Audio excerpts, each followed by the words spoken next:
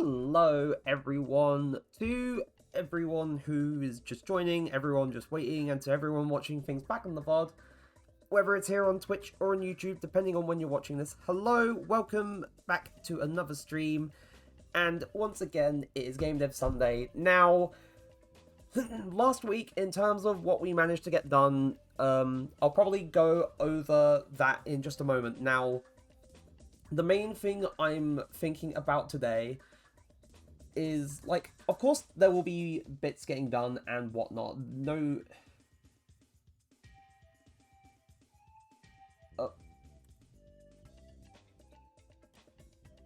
Number one timer. That kind of caught me off guard.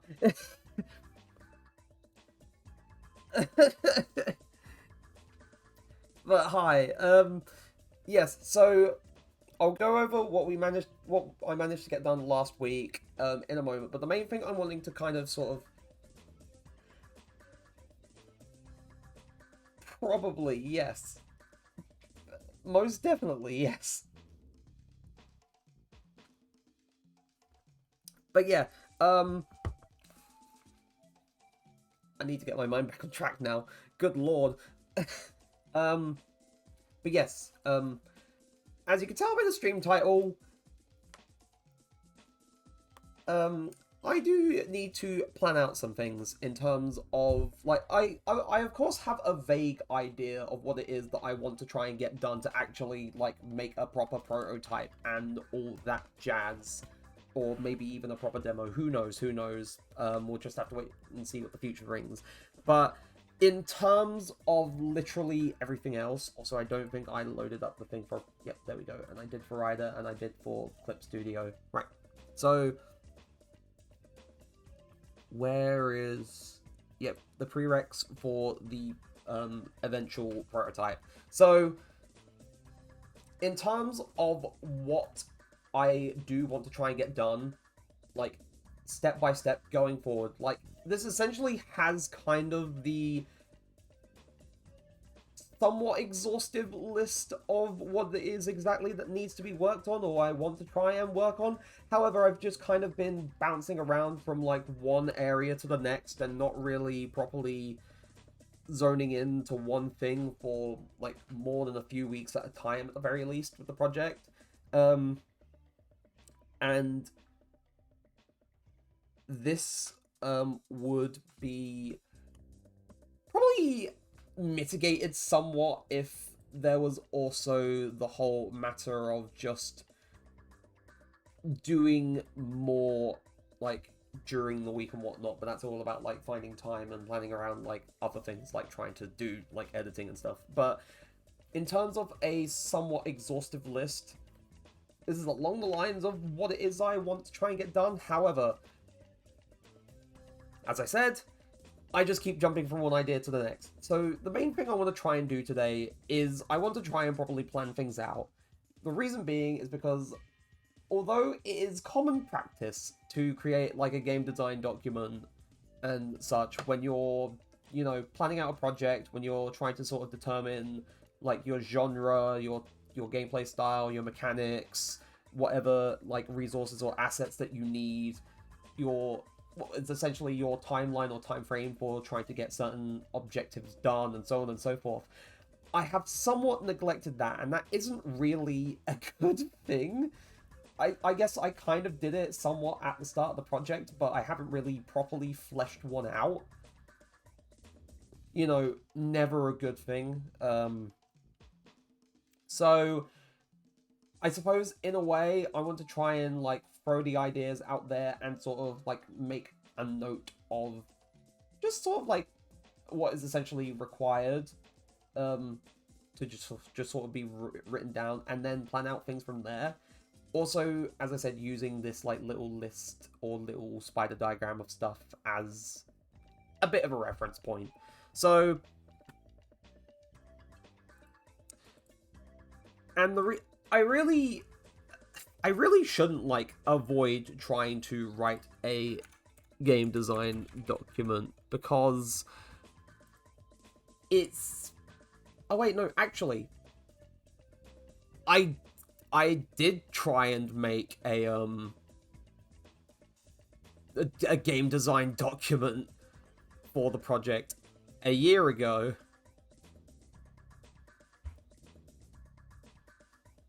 But apparently I did not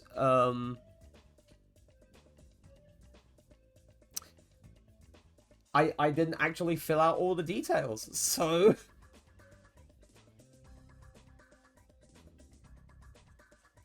though, to be fair, I think the reason why I didn't fill out all the details for this template that I found was because, well, to be honest, I didn't have everything absolutely set in stone at that point in time in terms of what it was I wanted to try and do.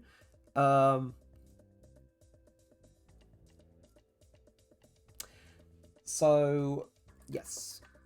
There are multiple things that we need to sort of address when it concerns this, and I don't know if it's going to be possible for me to do. I mean, it probably is. I'm going to throw this onto the other monitor alongside OBS. I'm going to have to force OBS to take up like half of the screen of my other monitor and then be able to have this Word document open on the other half. It does make, like, actually looking at how my overlay is looking a little bit cramped. Though, as long as I can still, you know, see chat coming in and everything along those lines, then it doesn't really matter to me. As long as it works. If it works, it works. If it doesn't, then I'll figure something out. But, yes. So in terms of what we would need to sort of, like, properly plot out. So, of course, I've already explained, like, genre and stuff, like, multiple times, or what it is that I am working on to people who have come in and asked, like, oh, what is the game? What are you working on? And so on and so forth. So, that's part of one of the areas. But, so, there's, like, a general overview kind of area, which includes, like, the theme, which is like exploration, adventure, so on and so forth. The setting, which we haven't properly worked out the setting of the game, or the setting for the levels, and so on and so forth. We know the genre. It's a 3D collectathon platformer inspired by, like, classic PS1 titles, and so on. At the time, I didn't have core gameplay mechanics, like, properly fleshed out. I had, like, vague ideas of what it was I was wanting to try and do, but I didn't have them properly set in stone, if that makes sense. Now, a year on, I do have them, like, essentially along the lines of, well, this is what I've done for the player, this is what we have all written out now, or I say written out, this is what we have, like, implemented now. I can actually fill this information in. Targeted platforms, I'm gonna level with you. At the moment, I feel like PC would be, like, my only, like, option, unless, like, later down the line I got funding and such for, like, other platforms and all that jazz, but, you know, that depends on if and when that happens. So, and then there's the matter of, like, monetization model. So, is it, like, free? Is it premium? Is it freemium? And so on and so forth. So, it would be premium, meaning it would be a one-time purchase. And would it have, like, DLC or expansions or anything like that? No. We would not have any DLC. We may have, like, little free updates, maybe, but there would be no DLC. But if we were going for, like, the spirit of a PS1 game, that may not be a thing that's included. Oh,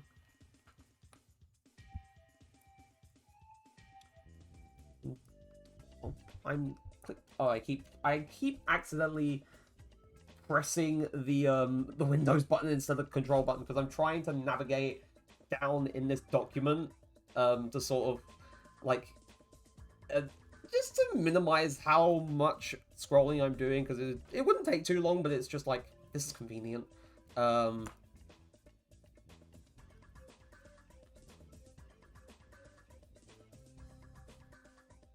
But yes, So generally the overview includes like the theme, the setting. So we have the theme, which is like adventure exploration type deal. We have the genre. We do not have the setting properly mapped out because, as I said, I don't have like level themes and ideas like fully locked in yet. I've only ever done like the enemy sort of like concept art designs based on some tentative ideas at best, and haven't really sort of just, yeah. But that is something that we can try and hammer in properly maybe today, who knows. Core gameplay mechanics. So if we were talking about the mechanics, we would need to focus on what we have implemented for the player. So it would be along the lines of the air dash, the wall jump slash slide, stomping, or the ground pound, or the air stomp or whatever, ladder climbing, and also like projectiles for attacks and whatnot. Ladder climbing, sprinting, and projectiles.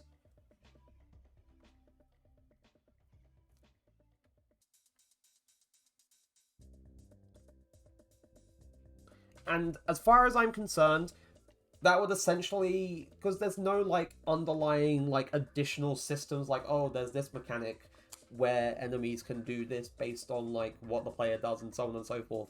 It's not anything overly complicated or anything along those lines. It's fairly standard, it's fairly simplistic. It doesn't really need to be more complicated than what it really is. So that's essentially what we would write in for the core gameplay mechanics, and that would be like the player's movement and so on. The player's movement, and also like unlocking different abilities, perhaps over time, but who knows. Of course, targeted platforms, that's simple enough. At the moment, only PC. And in terms of like releasing a prototype or demo or anything along those lines, the best way to try and do that starting out without any funding is probably just via sites like itch.io and whatnot, because those are very, very good site for indie developers and whatnot.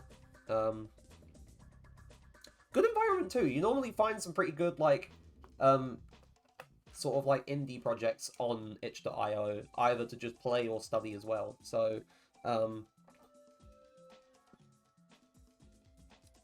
but yes, and looking at the monetization, of course, you just pay it once and buy the game, and there's no DLC, and that's about it.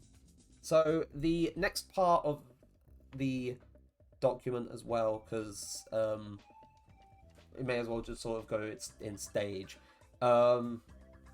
is the scope, the overall scope of the project. And that's not just concerning like amount of time it will take and so on, but also like the team size, any like licenses or hardware or costs that are needed, costs breakdown, and so on and so forth.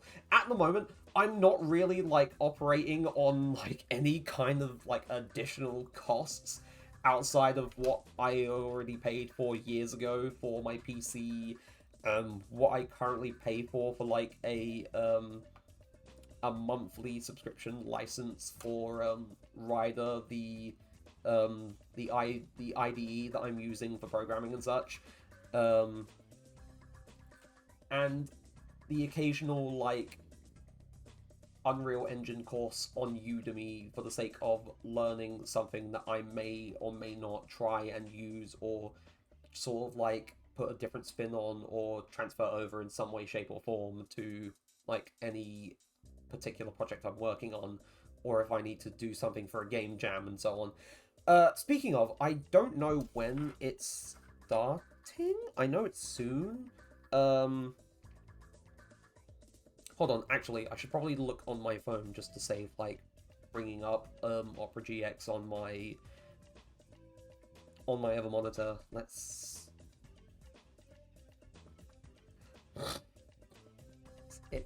It's oh yeah, bullet hell game jam.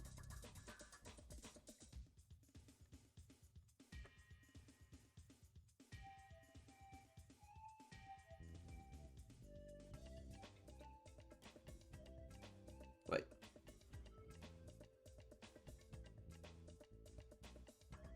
Oh shit, yeah, no. In like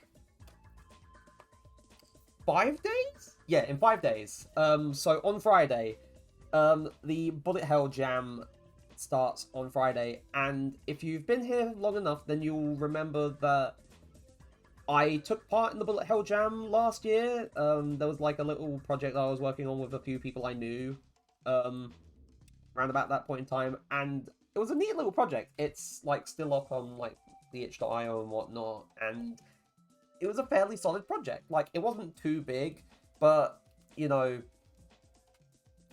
it was robust enough, though there were, of course, some problems that couldn't be avoided with a, like, very strict time limit. So, my hope is that whoever, like, I work alongside for it this time around, of course, they'll be able to cover their areas and so on, but there's also, like, some overlap and some additional assistance is like provided with the programming or other things along those lines. But I do hope I get to be a part of like an interesting project again this time around. It would be pretty cool to do it again.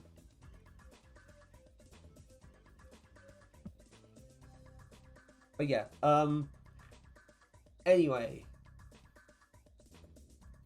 why was I talking about? Oh yeah, because I was mentioning like getting stuff like game jams and whatnot, and learning things for game jams and such. Anyway, and that was along the lines of costs and all that jazz. So for the project scope, we have the game time scale,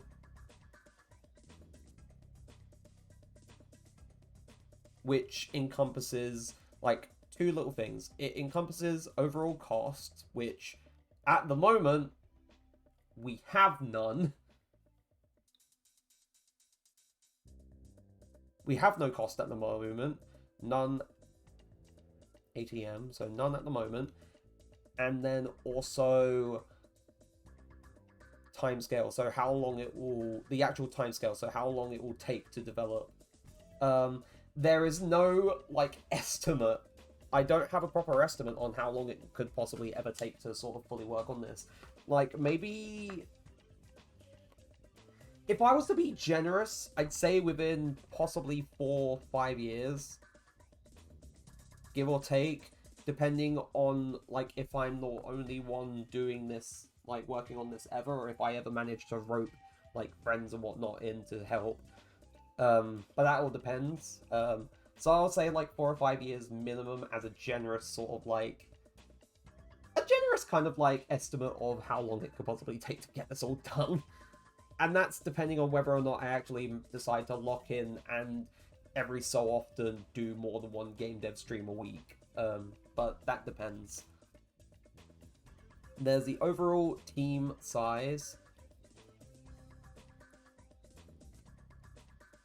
So there's the overall team size. So at the moment, it's literally just me. So 1. Core team, which is literally just me at the moment. And in terms of like a team member, like what do they do? So I do everything for this project at the moment. It costs nothing but, you know, trying to live.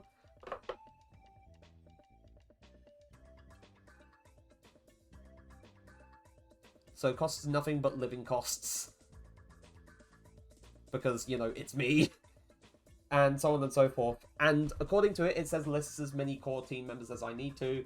At the moment, because I'm the only one working on this, I'm the only core team member, so I only need to list this. And in terms of, like, a marketing team, I don't have a marketing team. I'm the only person. In terms of, as I've already said, licenses / hardware or other costs.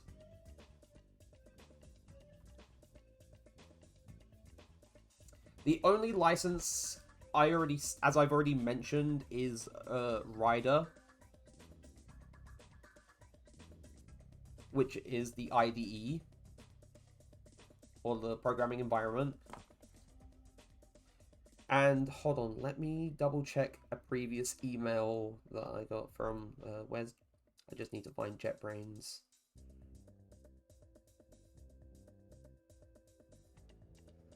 Invoice from JetBrains. Yeah, is at the moment the license for Rider is £9.50 per month.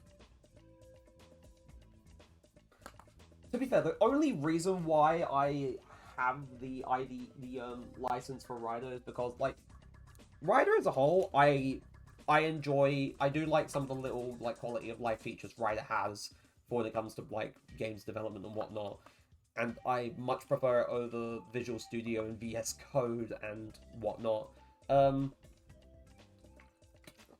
There's also the fact that if I was to ever, you know, stop my subscription to JetBrains Rider, essentially it would give me a kind of like permanent license for I think for a given version, or the last version that I was like subscribed during.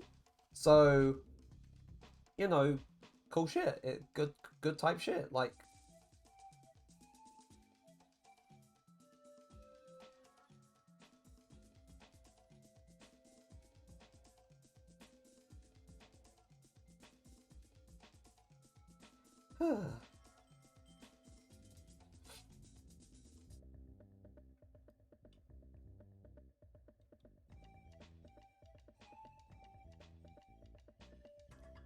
but yes.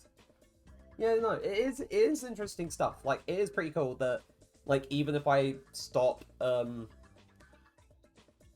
like, paying for that subscription, I'll still have, like, a given version of the software to use, which is, it's a good thing. It's cool.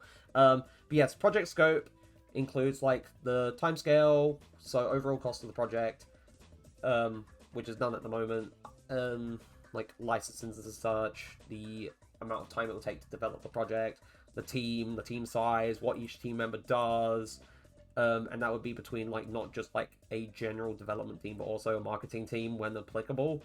But, yeah, no, the only person working on the project at this point in time, so there isn't much need to fill in too much of that area. I'm also going to try and make room on the canvas so I can actually fit literally everything else in, because this is a process that will take some time and require a bit of space to actually fit all the information that I need. So, yeah. Also, I do want to do an art stream at some point. It's a break stream coming up tomorrow, so I could possibly do that. I could do that tomorrow, maybe, or something else along those lines. Who knows? But it's been a while. It's been a while since I've done an art stream. I do miss doing them often. So,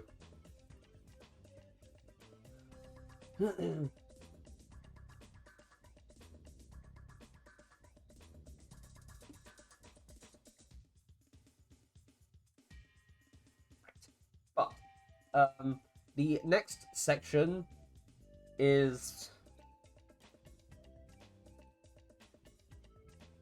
the influences. I did fill this, like, section in at the time because I did have my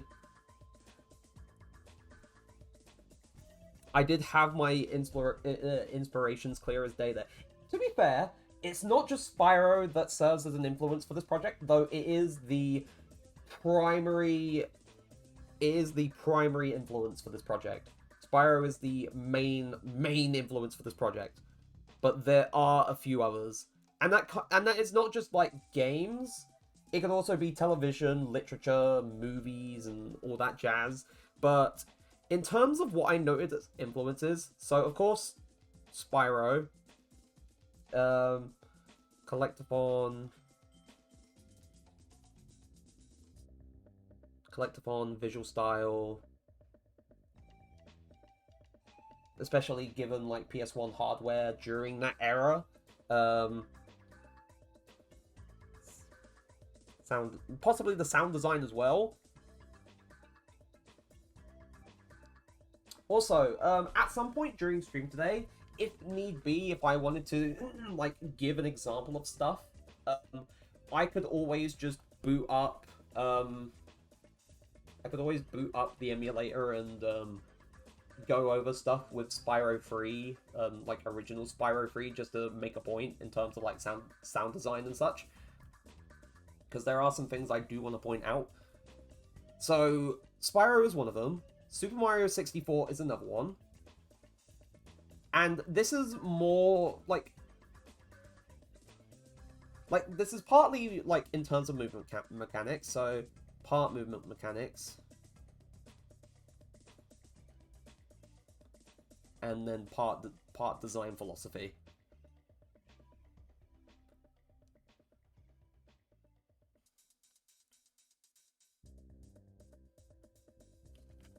And the reason why I say this is because, of course, you know, years and years later, since that game's release, it is, of course, like a game of its time, but it's still a very solid, like, it's still a very solid 3D collectathon platformer. It's still a solid game as a whole. And in terms of the design philosophy, the whole philosophy behind, like, how they designed things was that they worked on the character first. Like, they tweaked and adjusted the character, fine-tuned the movement mechanics and how everything felt playing as Mario. And then once they'd done that, they started to design levels based around the player's moveset. So what Mario was capable of doing during like the second-to-second, minute-to-minute loop. That's what the levels took into consideration. And I was trying to sort of like tap into this somewhat when I was trying to create the test level environment for this project, when I was using it to test what I had already implemented for the player's mechanics. I was trying to sort of factor in like, well, if the player can sprint, then what would be a good challenge to put here? If the player can air dash, like how far apart should these platforms be? And the player can also sprint and then air dash, or they can air dash like twice. What would be a suitable distance like for a double air dash while not like well it feels like a fair challenge, but it's not entirely impossible at the same time. Like it needs to take in what the player can do, but it also needs to try and push them at the same time, if that makes sense. Now, and my third influence for this project, and to me, it's not a surprise because I just enjoy this particular game a lot, and if you have played it, then you will definitely know what the hell I'm talking about. But for those who don't know, I will explain. And also, it's not a 3D game that serves as my third influence for this project. I also, side note, I am going to say that I will enjoy sort of like breaking down some of my thought process behind like some of the influences and what I've done already, like so far already, because like we didn't like, although I have been like going from like one place, like one area to another in terms of like what I've been working on for the project, I haven't done it entirely unguided. I have had some things like in mind and planned out. It's just that for the most part recently it just hasn't, you know, been properly organized. But yes, you know, little side tangent over. My third influence for this project is Celeste. And the reason being is the way I described it within the game design document is that Celeste's movement mechanics and physics are built in a way that feels both friendly to newcomers and also satisfying for experienced players to master. Um, and if you've played Celeste before, then you know exactly what I'm talking about. But if you haven't played Celeste, one, I will heavily recommend it because it is just a really really enjoyable game. And also, like, as you progress, it does introduce some very like challenging sort of set pieces and such, and it's really also each level has its own like different kind of gimmick in a sense, which is cool. But like you start off with like very basic kind of like, oh, you can do this by pressing this button, you can hold this button to climb up walls, you could also like jump off of walls and slowly slide down walls, and so on and so forth. You can make yourself fall faster if you hold down on the if you hold down on like the joystick or the d-pad, because you could use either one. Or if you want to make yourself fall slower, you can hold up, and so on and so forth. But it's like, oh, like these things are fairly standard and easy to teach. But in terms of like how you're able to sort of use them, string them together, and so on, it's very satisfying to do. Also, I just feel like in general that game, like I'm not a speedrunner type person, but it is a game that's very much built with speedrunners in mind. Hell, like later on in a very very difficult, like, it's not like, you know, final level of the main story, but it was the final level that they added in terms of like, I think it was like a free update. That level itself introduces a kind of like wave dash kind of thing where you can very much like use the momentum as you angle down to, because you can angle the dash, you can like angle your dash towards the ground and then immediately jump out of it, like jump cancel out of it to get a big boost of speed. It's such a fun game. Like how that game feels, it's so satisfying to me. I really enjoy it. I played through it all again last year, because the last time I properly played through it, you know, despite me saying that I really enjoy the game, the last time I properly played through it before last year was back in 2022. That was the first time I properly, like, fully, like, completed every single level in the game, including the very difficult level at the end. And I managed to do it, like, a lot more efficiently than I did back in 2022, though I still have my problems. Some of it's still trial and error, but yes, Celeste is my third influence, simply for how movement mechanics and physics feel.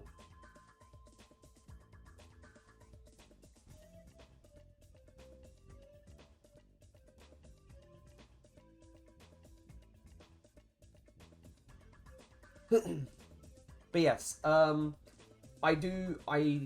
have these three particular influences: Spyro for the collectathon platformer structure, the PS1 era graphical style, its particular type of sound design, which is most likely due to like hardware limitations and so on, or how Insomniac Games chose to mix it at the time, and so on and so forth. Super Mario 64, partly for the movement mechanics, partly for some collectathon platformer structure, but primarily for the approach to the design philosophy that Nintendo took when they were developing the game. And then Celeste for how the movement mechanics and the overall physics should feel.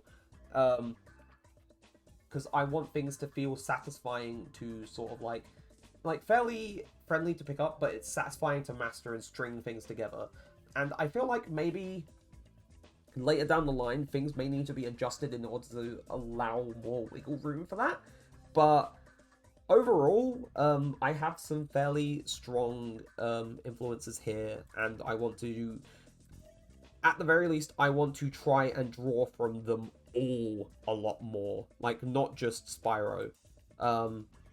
Especially when it comes to actually, like, building level environments. I want to actually tap into the whole philosophy of, oh, let's properly design things around abilities and such, and if there was a specific like ability or gimmick, I want to design a level around then we try and do things that way. But yes, that's the influences section within the document.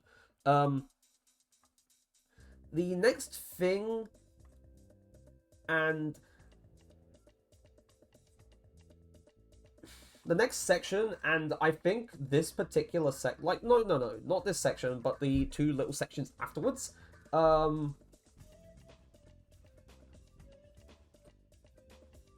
is the elevator pitch. So, like, people have probably heard, like, the term elevator pitch be thrown around before.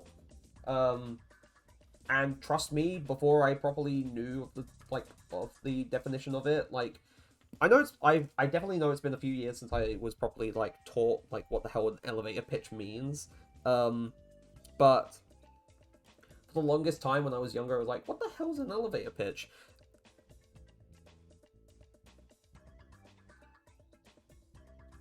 Like, especially in the case of, like, normally an elevator pitch would be used in, say, like, the context of an interview, where you'd essentially have a brief way of introducing yourself, getting across, like, a key point or two, and making a connection with someone. That's what it essentially means.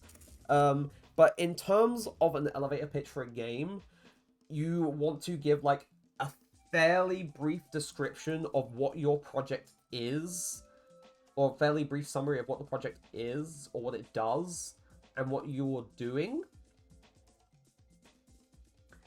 And what I wrote for the elevator pitch was, when this project throws you into fast-paced, colourful environments reminiscent of PS1 collectathon titles as... Yeah, it basically is, yes. It basically is, like, a simplest and most effective way to say what the product or project is. Basically, what I wrote was, this project throws you into fast-paced, colourful environments reminiscent of PS1 collectathon titles as you search high and low for your stolen cheese, thwarting enemies and overcoming challenges alike. And that was what I wrote last year. I may need to adjust that slightly, because, like, it's not just the cheese the player is searching for now, it's the fruit as well. Though I'd say only including the cheese probably makes it less verbose. It makes it a lot more readable, if that makes sense. The two sections following that is one, a project description, a brief project description.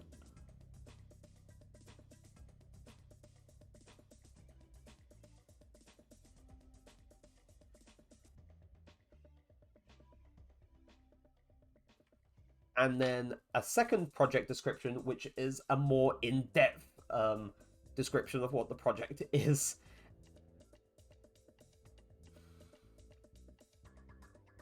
Because at the point in time when I was trying to fill this in, because I couldn't properly think of how I would go about, like, writing it, or, like, what information I would properly include, I just kind of thought, I'm hurting my brain trying to think of stuff, so I'm going to leave this for now and come back to it, and I never came back to it. So, better late than never, and better before I properly try and, you know, work on, like, trying to build things and such into full gear.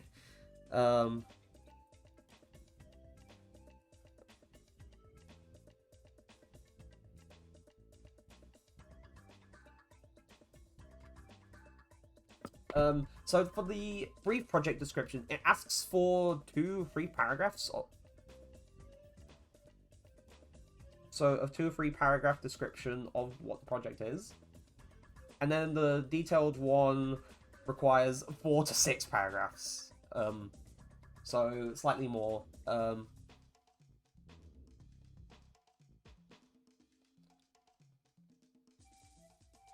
in terms of, like, where I found the template, because, like, there is a community that essentially, like, the person who made this, like, created, and so on and so forth, and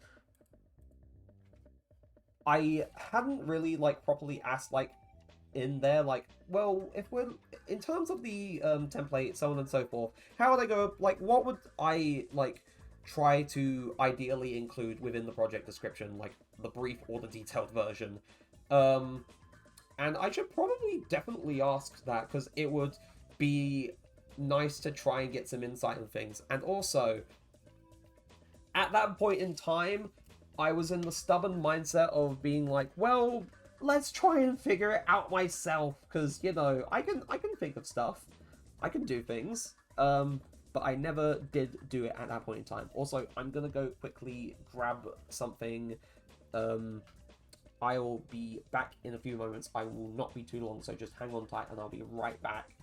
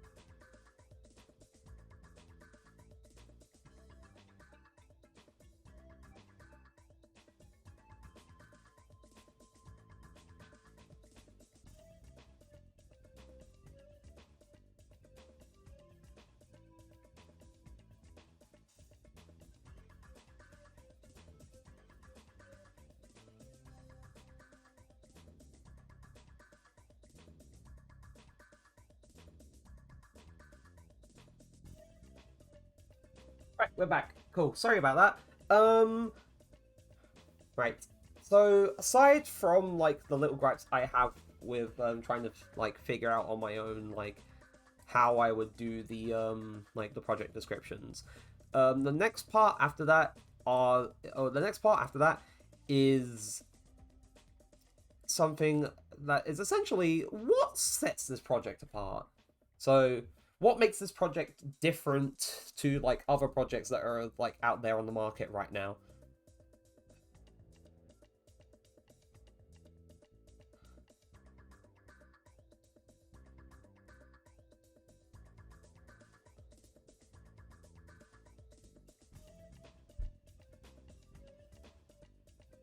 And you can give like a few reasons. You can give like 3 reasons or 4 reasons, or more than that. So at least at least 3 or 4 reasons.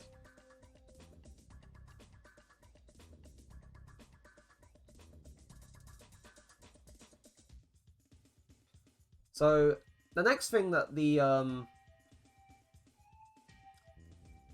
template calls for, like after essentially describing, oh hey, this is why my project is unique and different and awesome and cool, and this is why you should support it over something else. The next area that we look at is a more detailed description of the core gameplay mechanics. So, up in the overview, where we described the core gameplay mechanics, we are only giving like a brief little summary of the core gameplay mechanics. In the actual like defined segment called core gameplay mechanics detailed,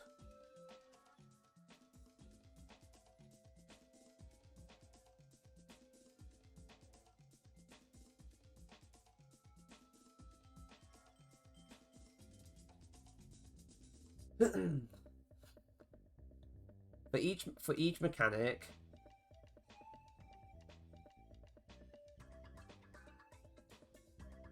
so for each mechanic, so details and how it works. And I believe, like, this is my assumption. Don't get me wrong. This it may be a very good assumption, but it is an assumption nonetheless. For how it works, I believe it's asking for a technical explanation of how it works. And then for details, I believe it's just a matter of describing like what is happening with that mechanic. Both of these needs to be in 2 paragraphs or less, which is not too bad. Next is the story and gameplay.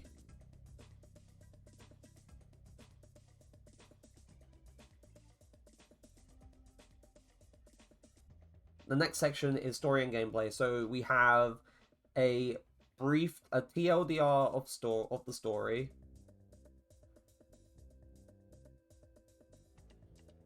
And then a detailed summary of the story.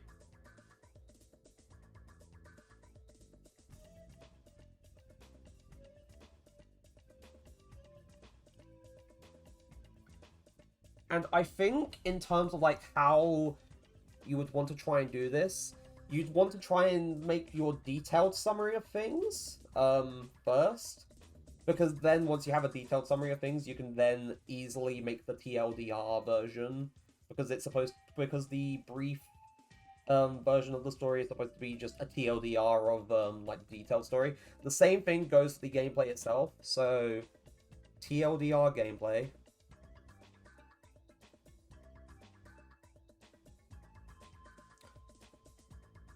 And then detailed gameplay summary.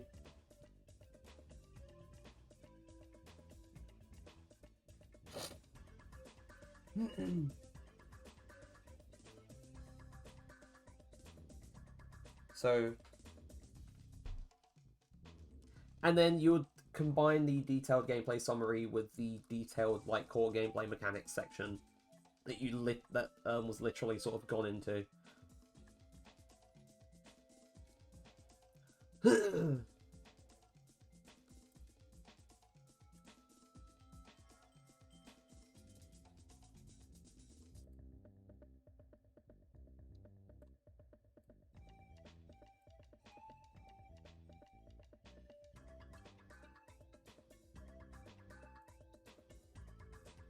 So shrinking this down so I can make more room.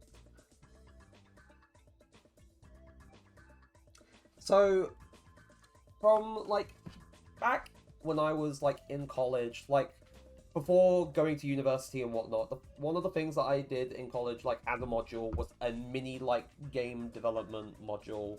The first assignment in it was like describing a chosen topic, and the second, of course, was like an actual like mini development project. Now,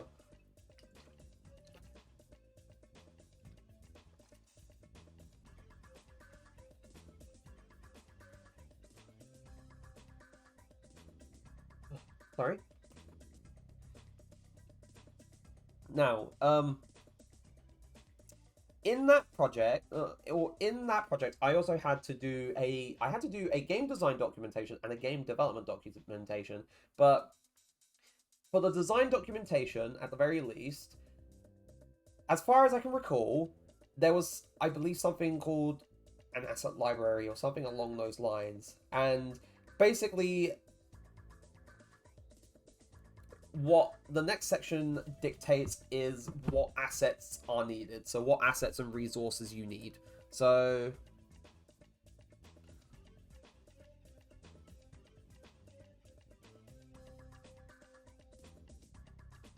you would detail everything from 2D assets to 3D assets to sound, such as music and sound effects.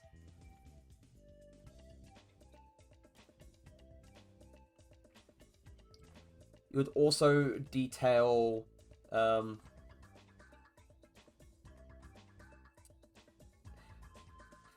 you would essentially detail what you would need to code or program, or what components you would need for like programming, such as like a character script, interfaces for like interacting with things, a player controller, and an interface that serves as a middleman between the player controller and the player character, base character class, base enemy class, like base item or object class, and other things along those lines, and so on and so forth. Essentially, there's a lot that you're describing within like the code section of whatever assets are needed. Though you would normally detail this before you would get to work on anything, though, oops, my mistake. Anyway, and then also animations that you would need, and for animations, this isn't just like character animations for the player or the enemy or so on. It could also detail environmental animations too, for certain things that happen within like a given level environment or a hub world, or say a boss arena or so on and so forth. There's a lot to sort of like consider in terms of like assets that you may or may not need to work on.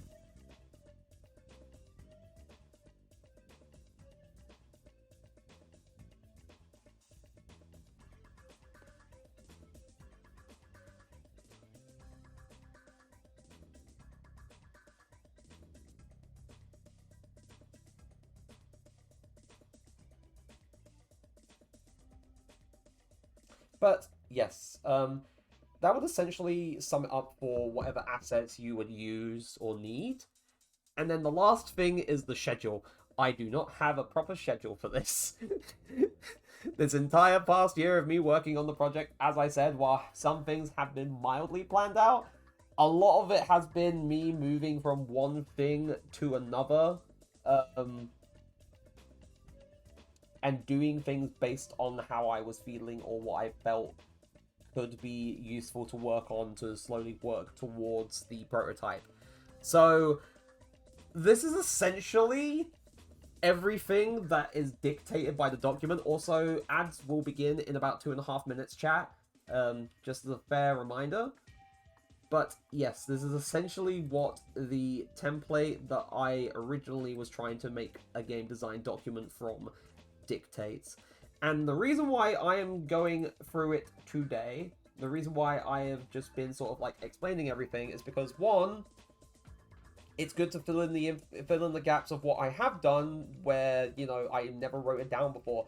And two, I feel like properly planning this out will give me a lot more structure for this and will help inform me more of, this is what I probably need to do next, or this is what needs to be done before I can actually consider like making or building a prototype, or and so on and so forth, and la-di-da-di-da-di-da.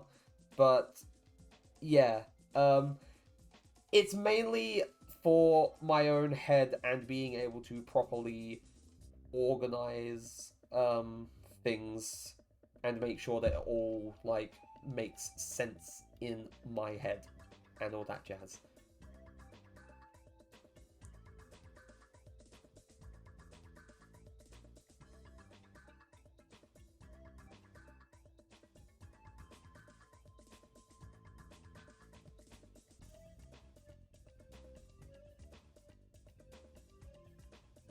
But yes, So we have the overview, we have the project scope, we have the influences, which, you know, that doesn't need adjusting because I know what my influences are.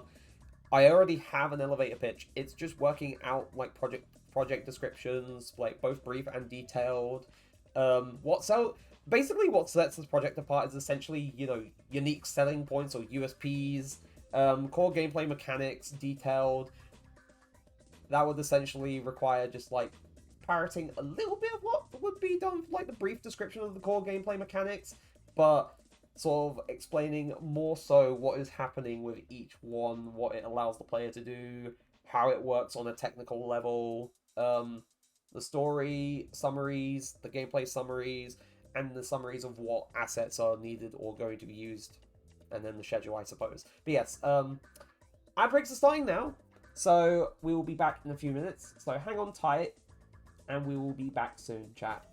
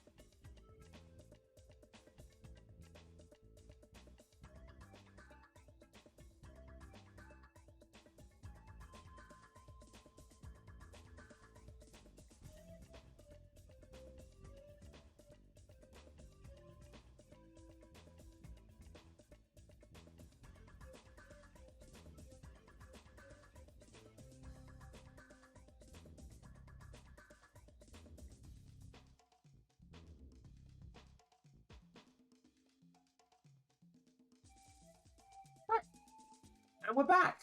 Okay, so, like I said, good way of sort of like informing me of exactly what information I need to fill in and properly plan things out. Now, in terms of what it is exactly I want to properly work on next,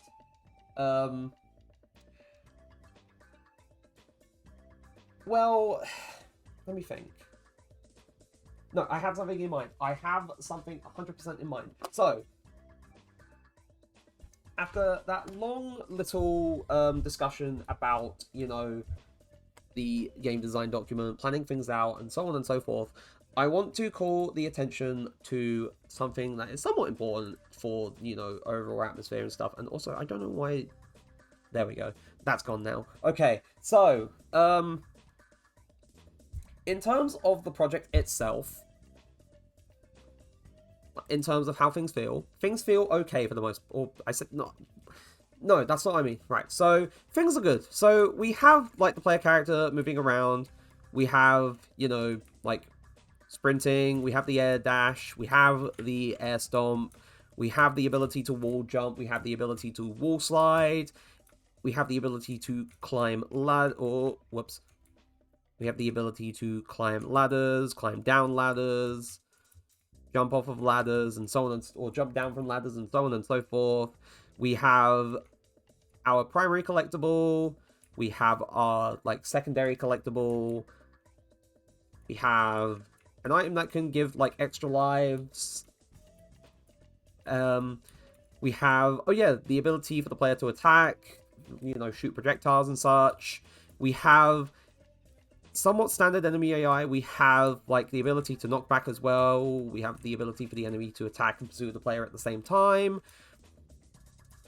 We also have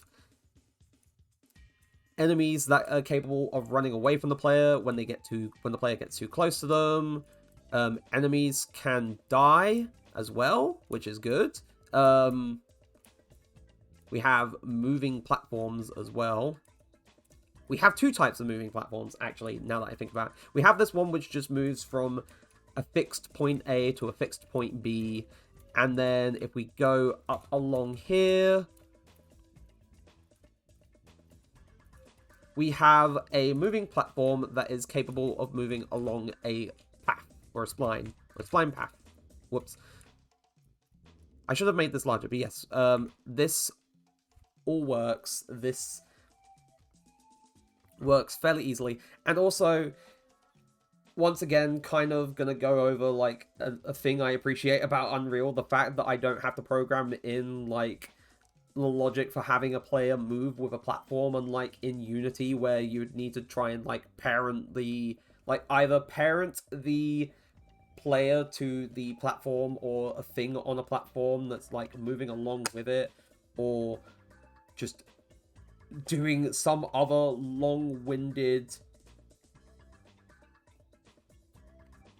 like, implementation to make it possible to move, like, stay on a moving platform, but also move around normally and also jump.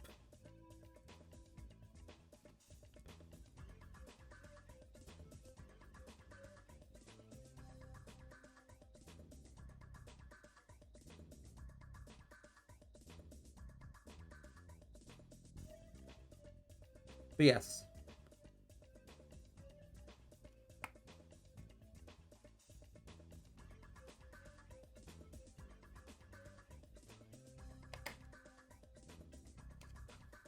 But yes, now, the reason why I'm calling attention to things is because at the moment, you know, while we have some, like, visual, like, there's some, like, visual elements that we have, of course, that needs to be tweaked and so on and so forth.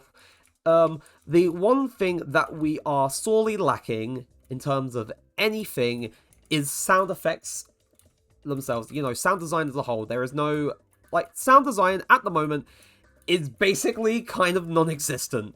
There's no, like, little footstep sound effect for when the player is running. There's no, like, FUD or something along those lines when the player lands on the ground. This cube, which is essentially a breakable object, there is no sound effect for breaking it when you stomp on it. There's no hit sound effect, or like with either the player character making a noise or like a general like poof or something along those lines. There is a lot in terms of like sound design that we are lacking in terms of you know, what could be used to sort of make things feel like they have more of an impact than just things visually. So before actually, you know, la la la lava chicken Steve's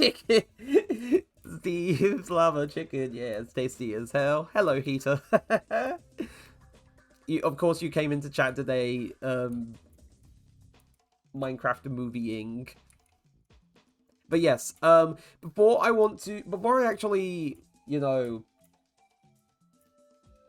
try and sort of like consider like how we're going to create or source for sound effects, I want to sort of go over a list of things that we would probably need for sound effects.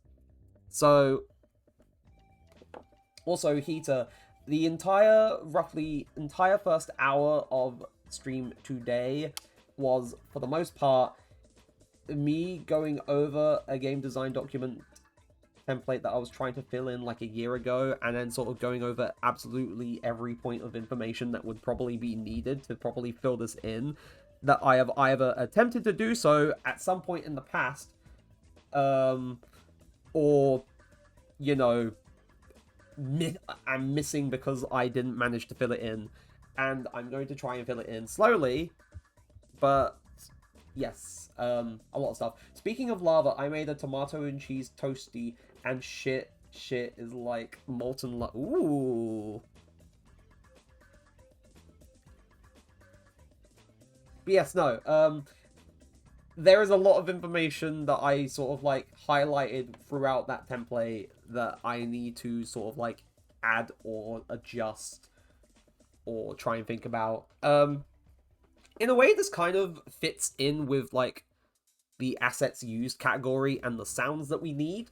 So I'm mostly thinking about sound effects at the moment rather than just, you know, music, because we can get to that later.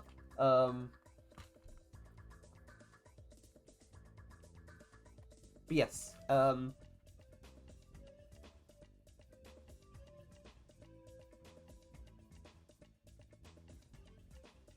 so for the player, I'm going to go by the player first, because that's the most important thing. So, sprint, sound effect. So, like, a very sort of, like, heavy, like kind of, like, heavy thudding footsteps kind of sound effect to emphasize, you know, sprinting. General, like, run sound effects.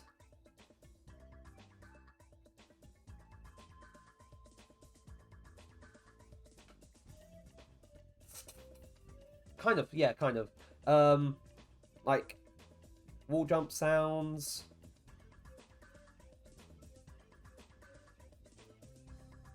It could be like a simple, like, knock on the wall or something like that for kicking off of the wall. Stomp landing.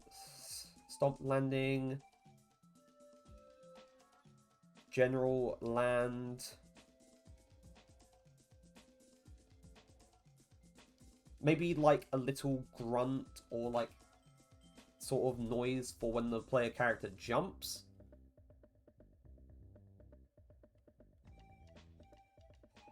Air dashes as well. And they kind of like sort of like grating or scraping sounds for wall slides as well.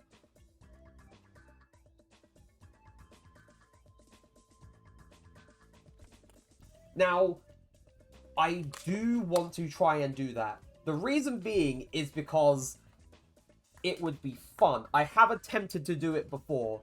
This is like, it's not the first time that I've attempted to like source for sound effects from like general objects in my house. When I was trying to remake one of my projects back in Unity, I specifically recorded like certain sound effects from like objects in my house, like knocking on my desk, or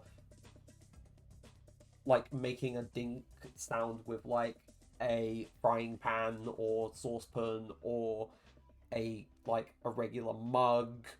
And that was for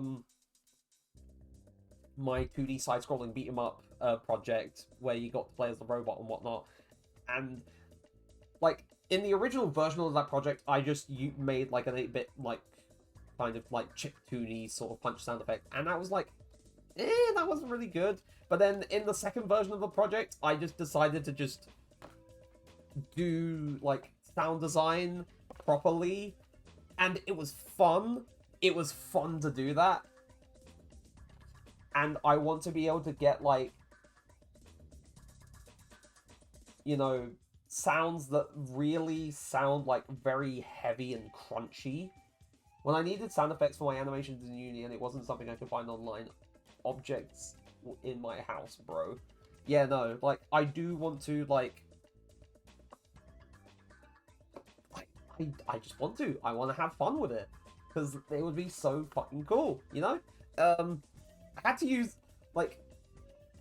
I had to use Audacity, like, for recording these, which, you know, not the most ideal solution, maybe, but it was a free solution. And also there was like, it didn't have the have any like noise, like background noise filters or noise suppressions shit on it, so I could easily like record it, even though it would catch like the sound of my PC fans, which is, you know, at the time, you know, not always ideal. But you know, making like trying to do proper sound design, it's gonna be fun when we probably get around to it. Anyway, oh yeah, hit sounds too. Holy fuck, I dropped in a tomato onto my thumb from the... No, he's burned himself with the lava! And there's no chicken, because he's a vegan... He's a vegetarian. He's... vegetarian. He's a vegetarian.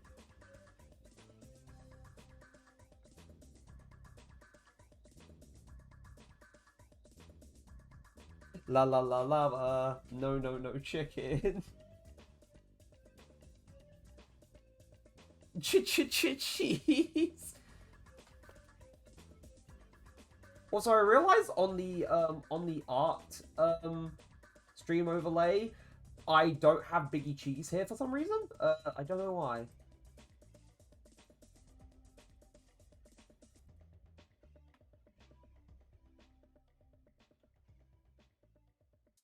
I need to move him over here, but maybe this is my... He eats lava cheese, yeah, tasty as hell. Oh, good heavens.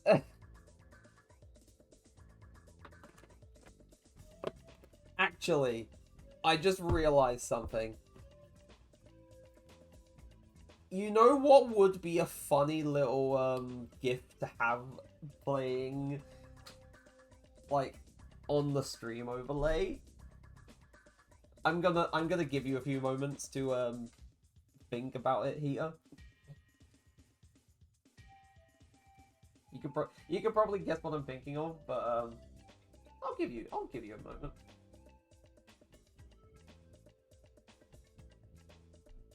Yeah, let's go. I won't forget you, buddy.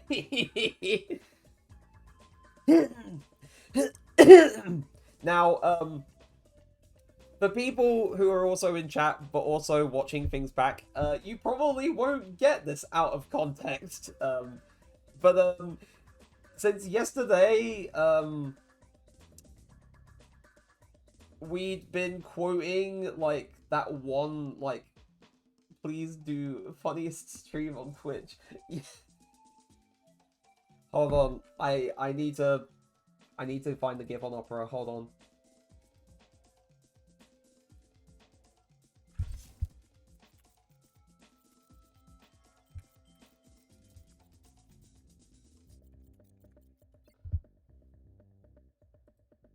And it can't just be, you know, any random GIF. It has to be the shitty camera.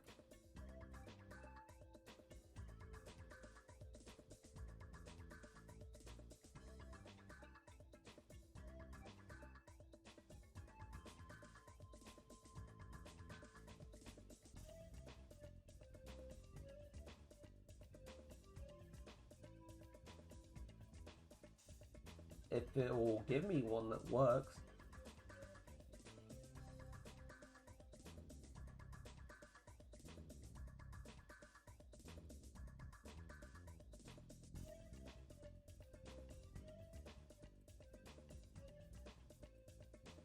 Why? Why is it not giving me a working GIF?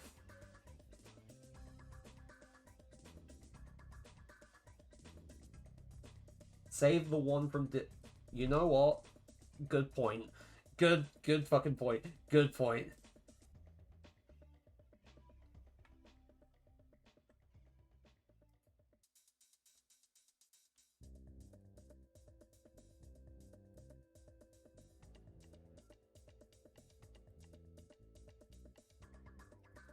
Open link.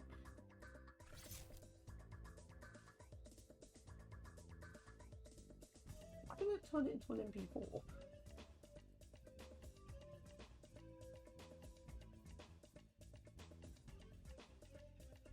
Hold on. Can I convert this into a GIF?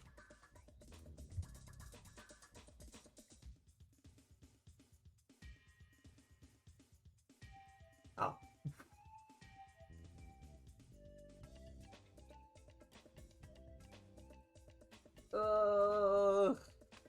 All this just to do the funny.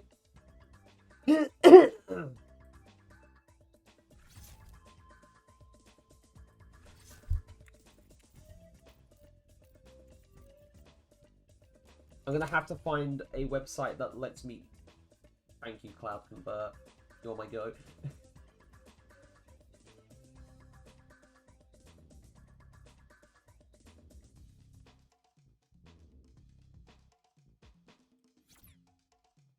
You're my fucking goat, Cloud Convert. Thank you. Right,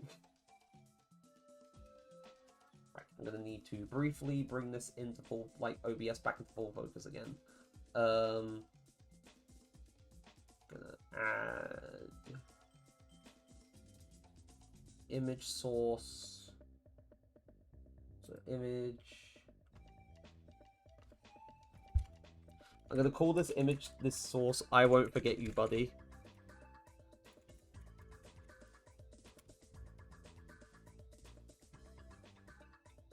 And then...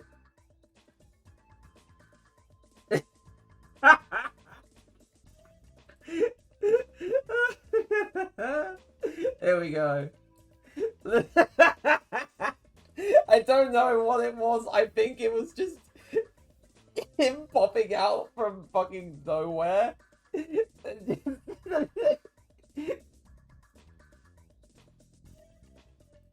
Now, when I tried to open the link for the GIF from Discord, it saved it as an MP4, so I had to go to Cloud Convert to convert an MP4 into a GIF, but it was fucking worth it. I won't forget you, buddy.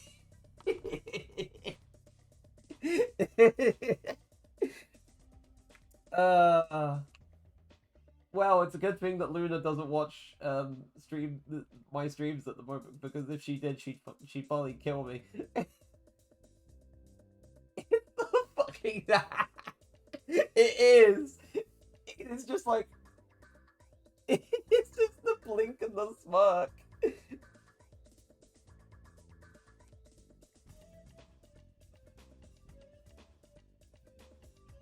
It really, I don't know what it is. It just gets me.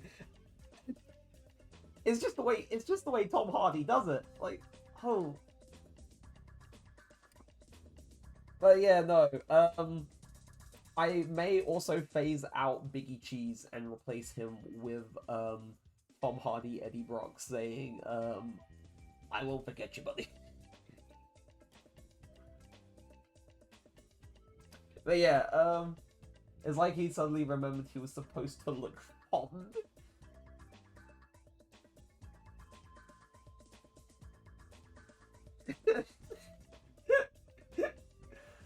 It's like, oh shit, I've got to lock in. Smirk.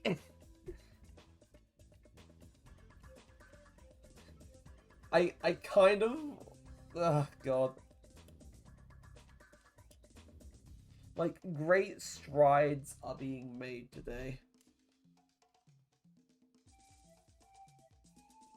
We're just...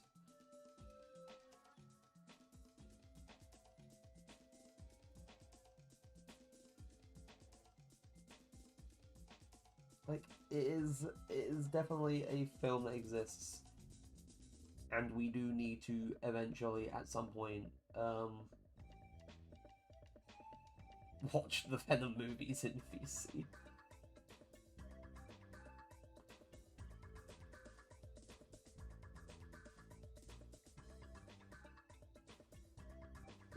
Right.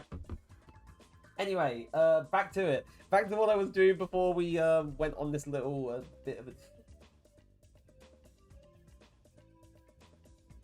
Oh well.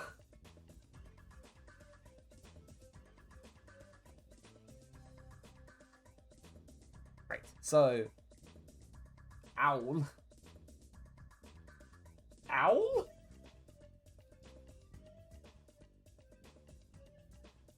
Oh, the owl. I was so... Shush. I just clocked it, okay.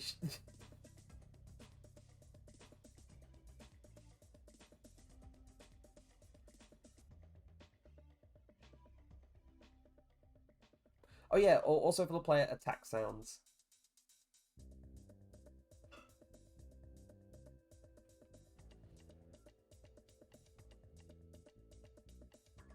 Like, general, like, noises? Grunts. Cry. Grunts, cry, scream. Maybe whatever noise a given enemy will make.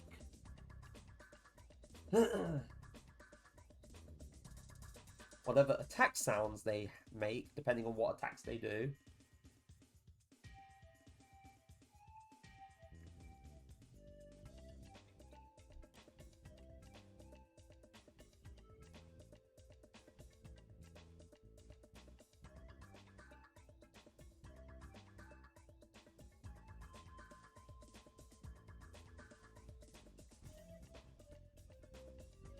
I also realized while I was at work today,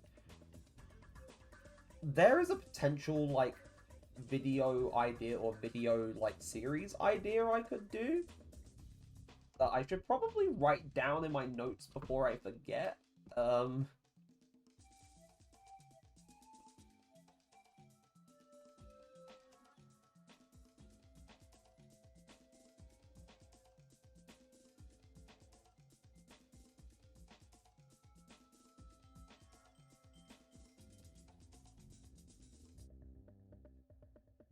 Hold on.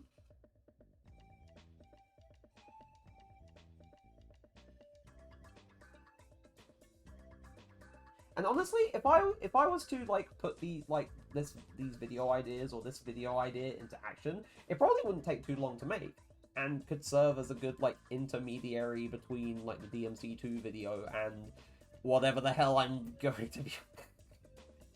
Oh, good lord. I've got so much work to do for that other video.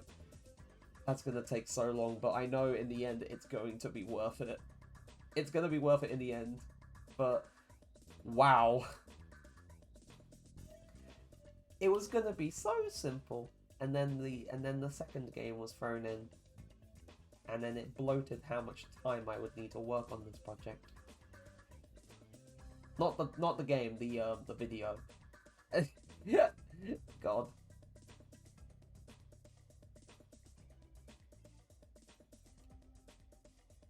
Though to be honest, doing what I did probably helped to give me a bit more like material to work with for certain like comparisons and such that I will be like looking into for the video that I am trying to work on. So, you know, it probably was to, you know, to a great benefit. It's such a shame that it was so mind-numbing.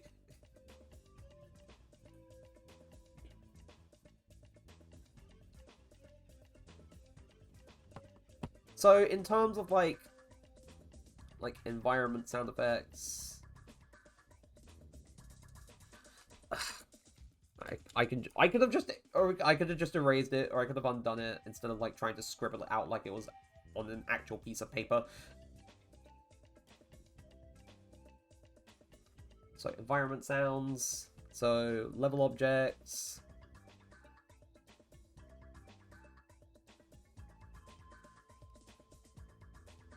collectibles.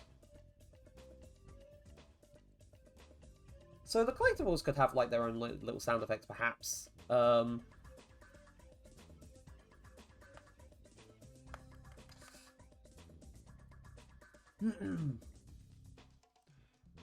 Like running water, perhaps.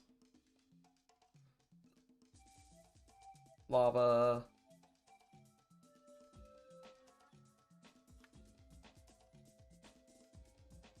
So ambient sound effects as well.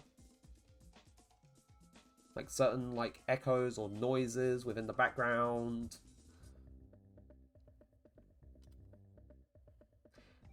And to be fair, oh yeah, like menu sound effects too. So menus. Moving menu cursor.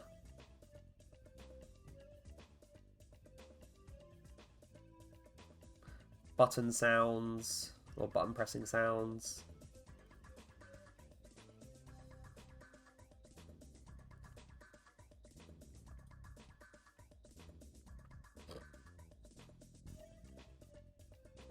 Opening/closing menu.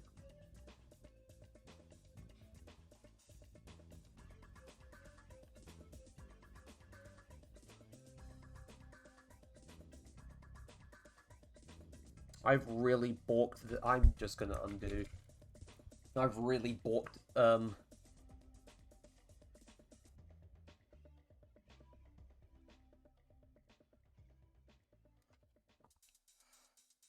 So moving menu cursor, button pressing sounds, opening/closing menus, and so on for the menus. Yeah, no. In terms of like a general sound effects overview, it's very comprehensive. So we'll have sprint sound effects, like a general like run sound effect, a wall jump sound effect, a landing, a stomp variation for the landing sound effect, the general variation for the landing sound effect, the jump sound the player makes, so like whether it's a grunt or like a little like noise, a sort of like whoosh kind of sound for air dashes, a sort of like scraping sound for wall slides, the player getting hit, and also like sounds that the player makes when, you know, throwing an attack out. For the enemy itself, it's like fairly small compared to the player, like hit sounds, like general noises, like, oh man, it's working so well.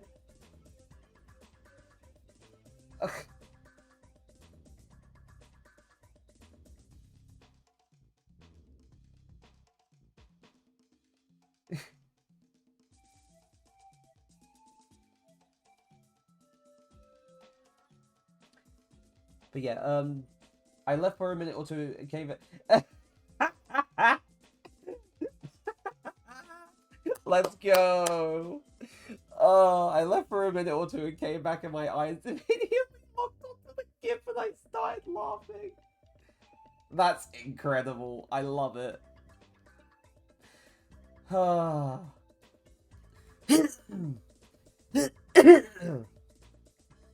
But yeah, no. So the enemy's general noises, as I've already said, the attack sounds they make, death sounds as well. Oh yeah, death sounds too. So death sounds for the player. Death sounds for the enemy.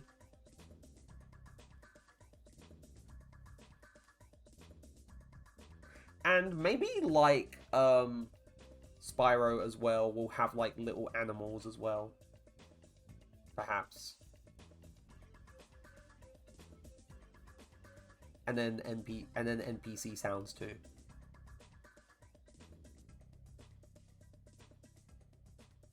Death sound. I don't think I have Peepo Giggle. Hold on.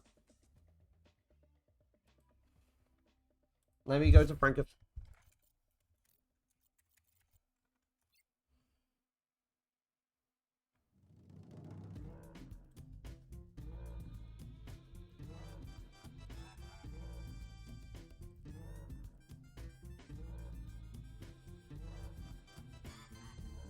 Death sounds does sound like an oxymoron.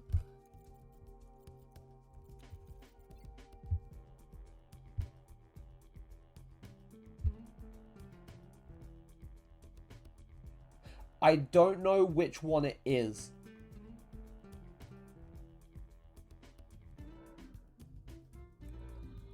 Oh, it's Peepo Giggles, actually. Okay.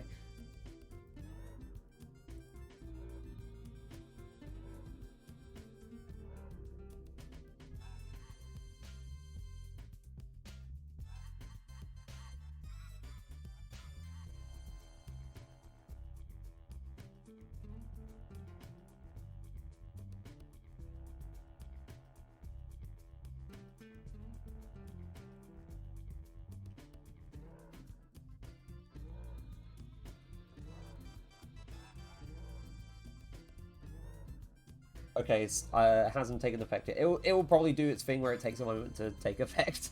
But yes, summing things up. That's basically what we have outlined for well, overall sound effects. I'll probably save this file. So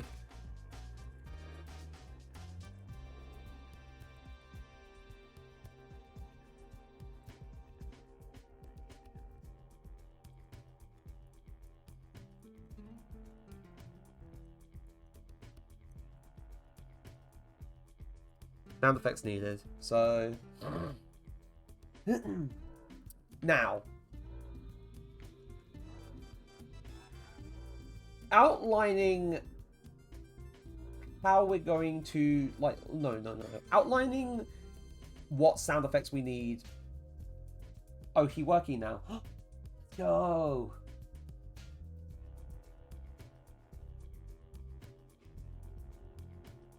Okay, never mind, it's not. Unless it doesn't show up. Oh, on my... Oh, yeah, no, it won't show up on my end. Because, yeah.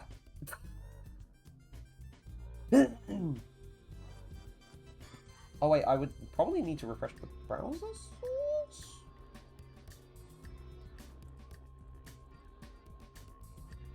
That is... Do I have... That's the old stream chat. Where is chat? Chat's there. How do I refresh?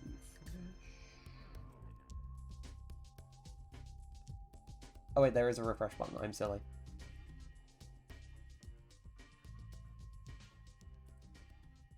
I don't know if that worked. I don't know if that worked for my end. We'll just have to wait and see. But yes, as I was saying, it's all well and good saying what sound effects we need. Another is maybe reopen the Twitch chat doc since it's a web page, just a web page inserted into OBS. Good point.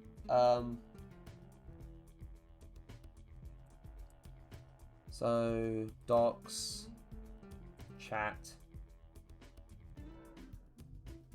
and then dock it into the side. There we go. Oh yeah, no, it's showing up on my actual stream chat in OBS. Cool, thanks for that. Anyway,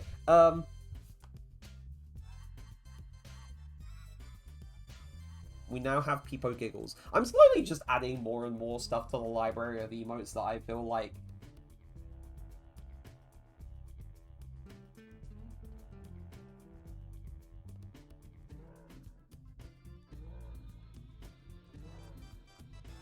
Yeah. But yeah, it's all well and good saying what we need. Another matter is, you know, how we're going to get them. So how to get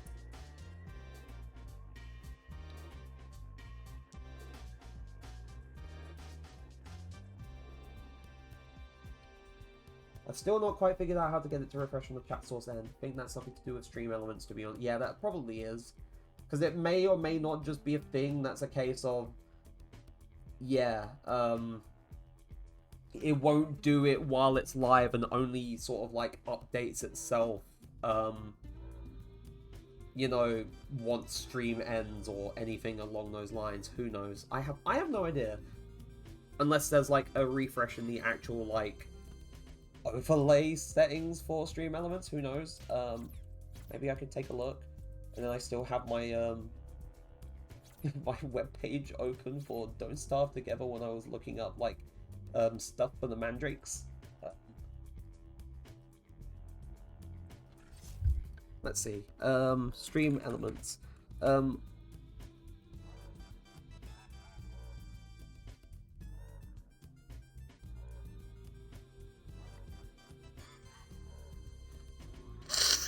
Gosh.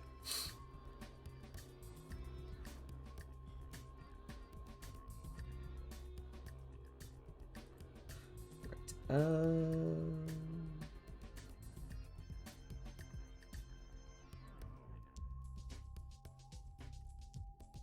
Clicked on the wrong area of stream elements.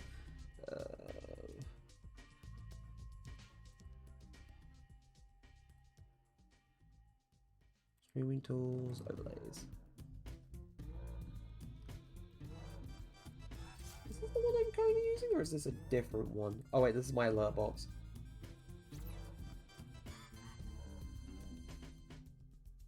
Oh, it may. Oh, hold on.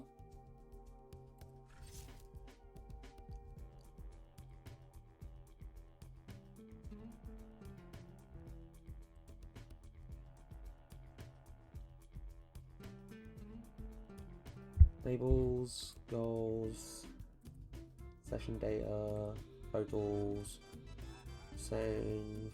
What is this?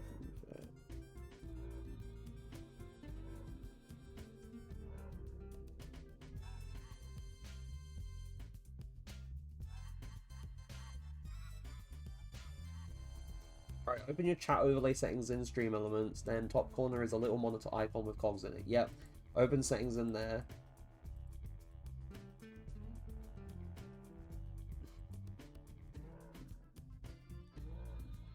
Mm-hmm. Yeah, I have that open. Is it to do with the auto session reset?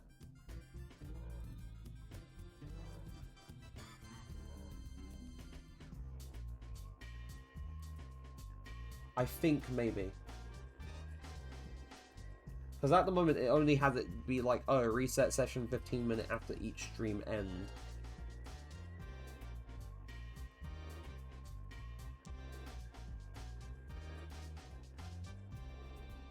I'd imagine surely not.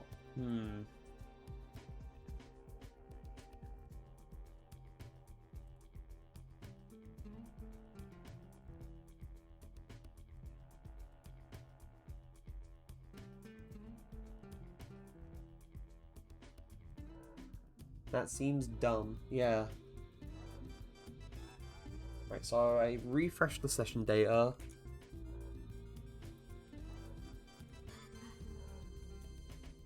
It still hasn't. Ah, God.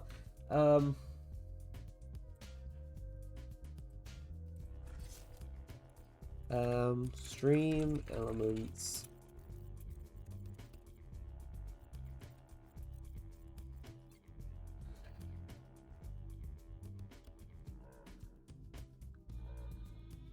There is a video for this, apparently.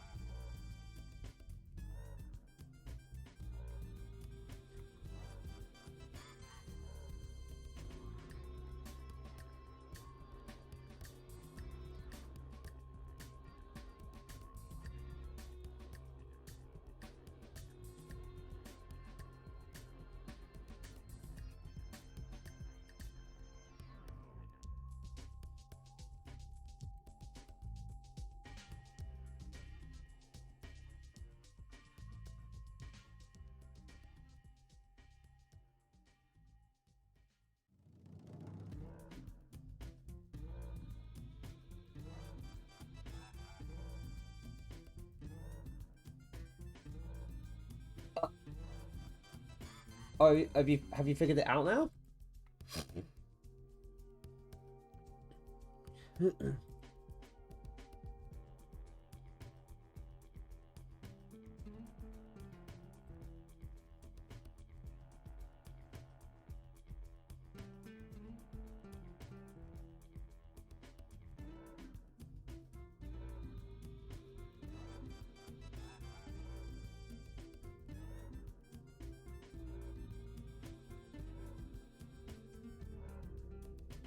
Twitch chat add-ons, yeah, I have them.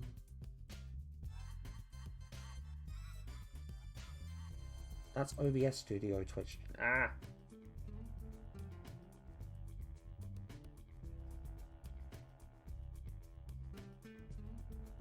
Maybe I type. Hold on.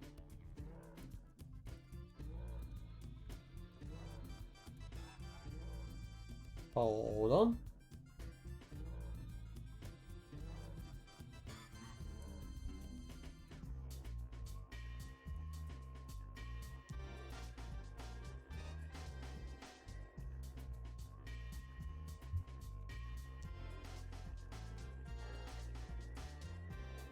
Oh. I mean, what else have you figured out? Emotes reload?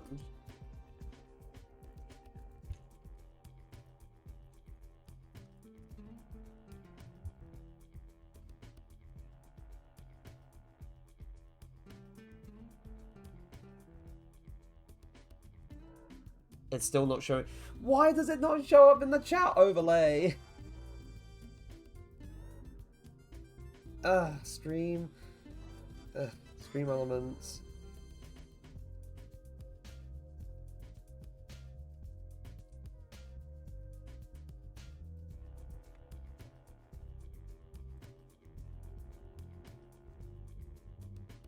Refresh cache of current page. Right.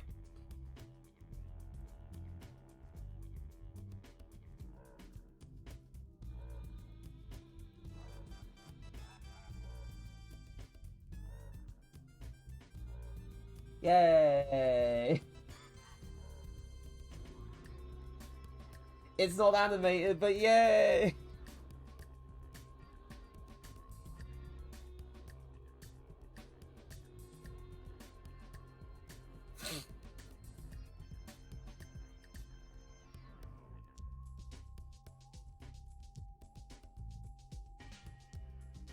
TV is enabled. Stream element settings. Hold on.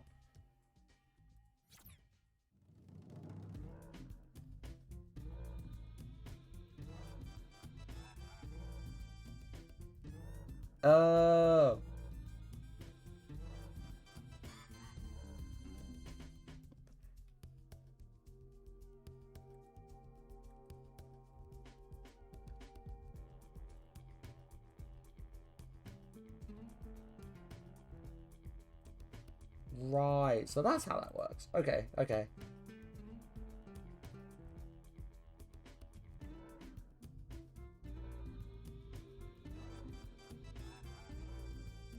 Other checkbook.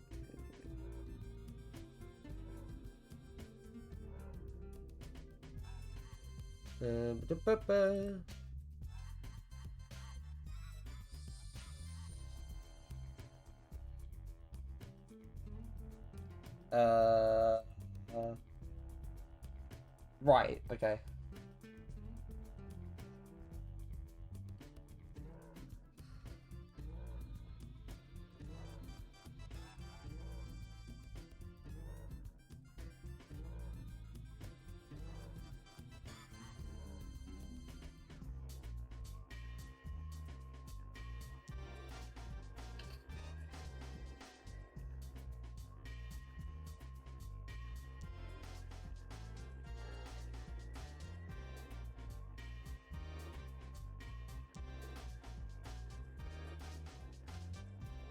Navigate to the overlays, streaming tools.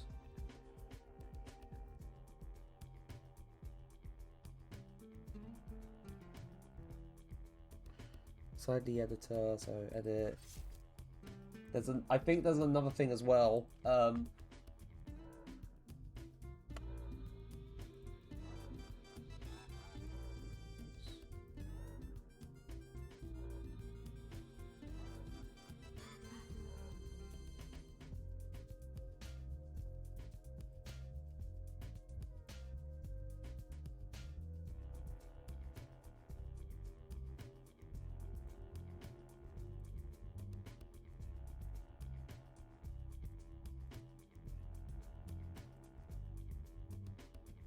Okay, these things I'm finding on the internet are not helping.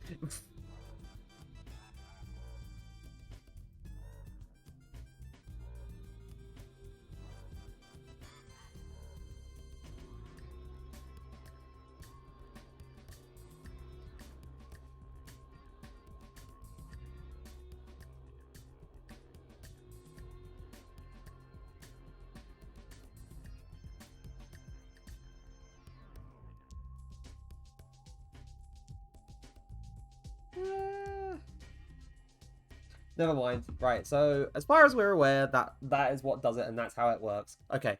Anyway, long troubleshooting over.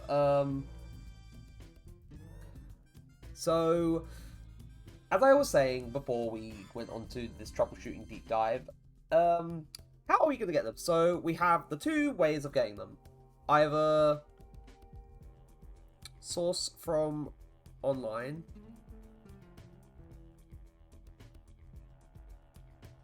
which this is helpful for temporary sound effects that we would use, you know, as a placeholder until we get something better. So source from online, so they would have to be royalty free if we did end up using them completely. Royalty free. Good for temporary use.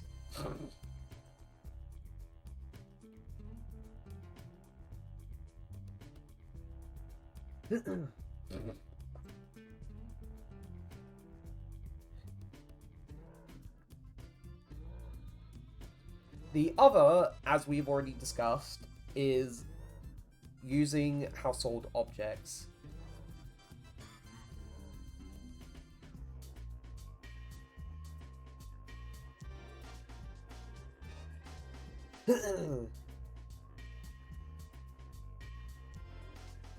Used for more permanent solutions.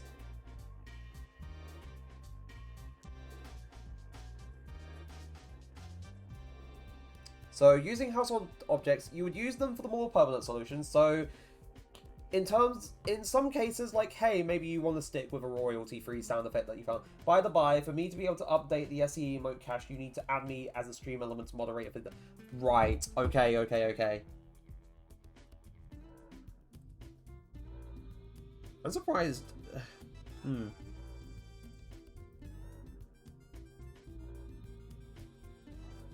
Feed, getting reports, chatbot, loyalty, other, chat stats, media request, profile page. Oh, right.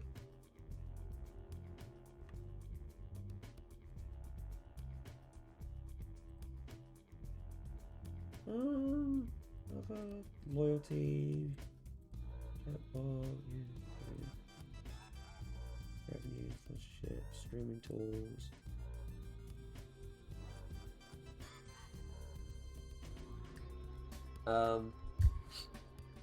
Right. Add stream elements moderator. Stream elements add moderator.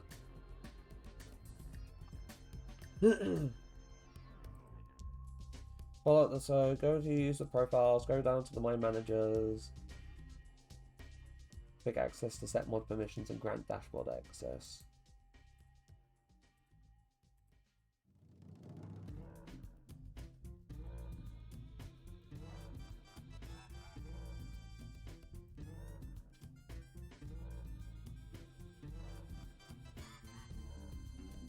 Right.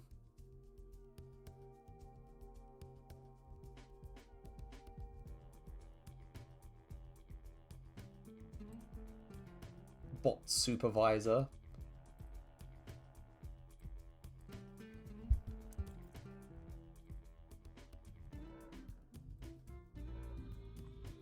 Unless here you want like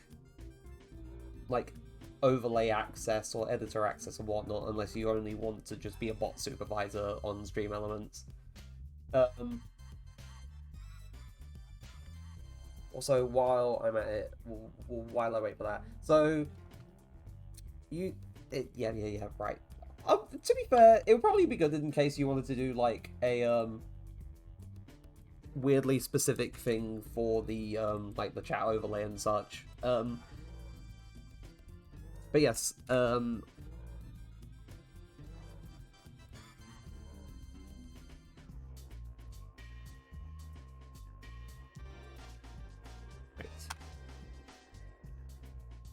I have sent that link to you. Right. So, household objects. We'll use it for the more permanent solutions, if, you know, if and when applicable.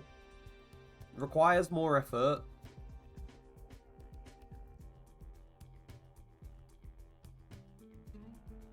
And the reason why I say this is because there are some instances where, in order to create a sound effect, you'll probably need to use, say, multiple different, like, sound samples, or, say, take one sound effect, but,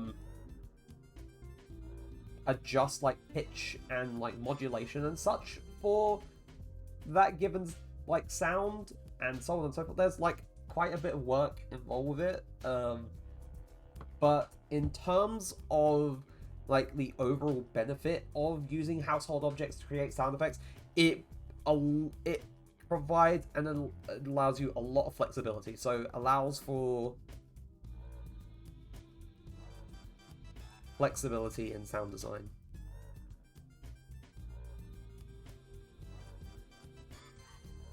Ooh, okay.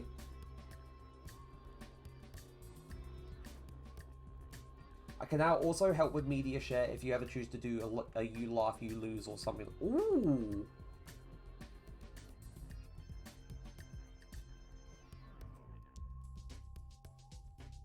But yes,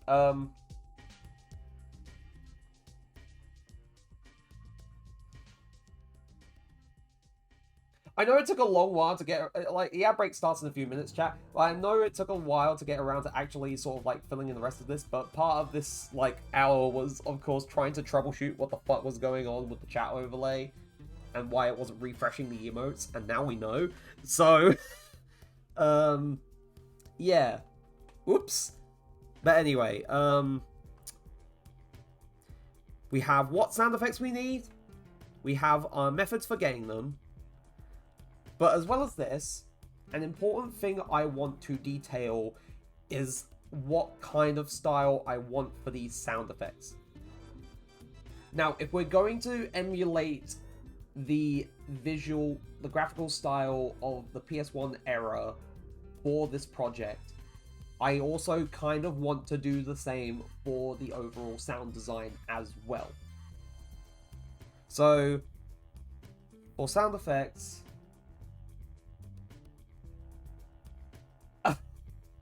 okay, that's weird. For sound effects in this project, make them crunchy.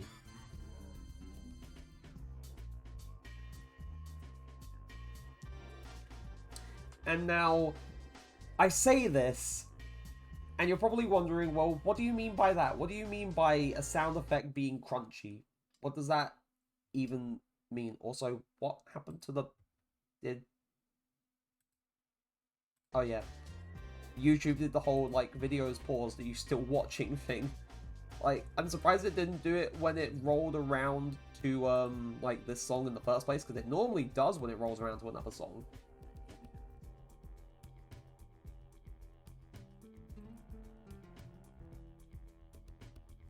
Oh, yeah, no, probably.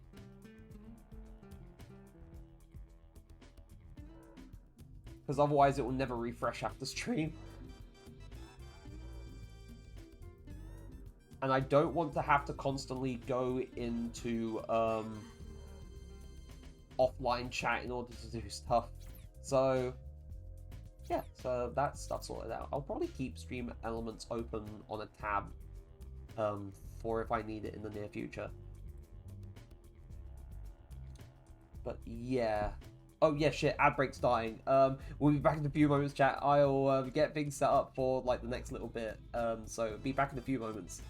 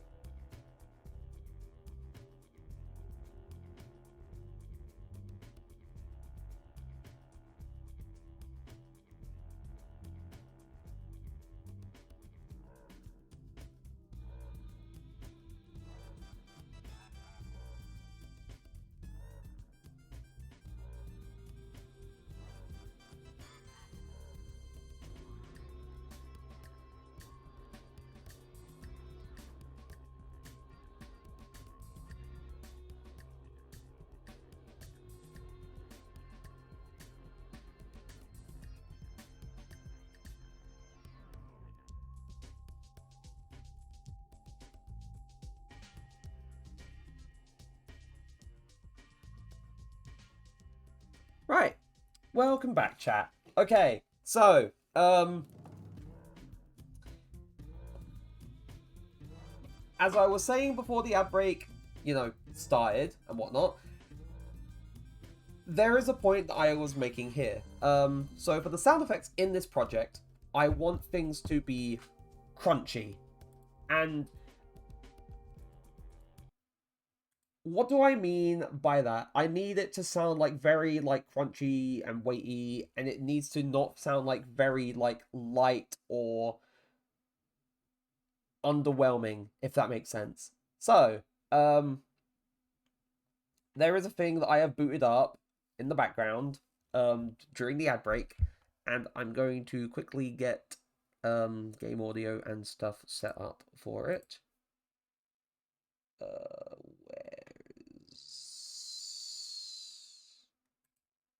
There we go. And then game capture. Was it window capture when I last actually did? I can't remember what I did when I did this playthrough last year. I have no idea. I'll probably do window capture.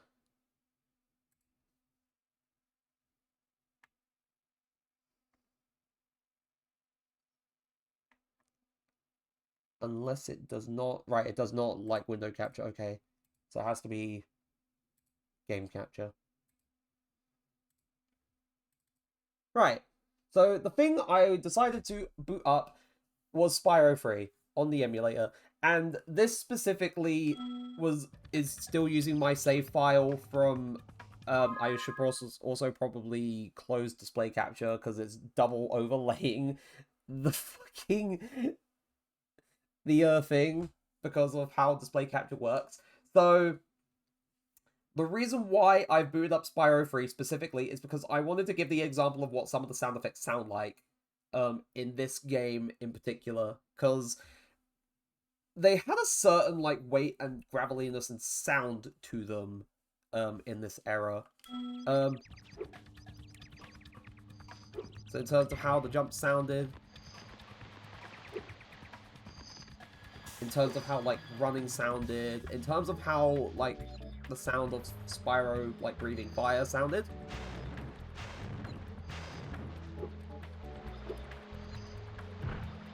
Like the ground pound.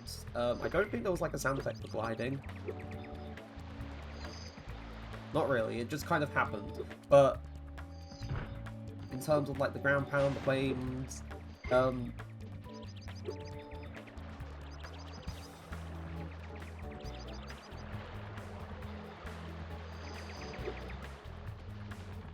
and I think getting some sound effects from hitting enemies too, just to like give the example, or just to sort of prove my point even further.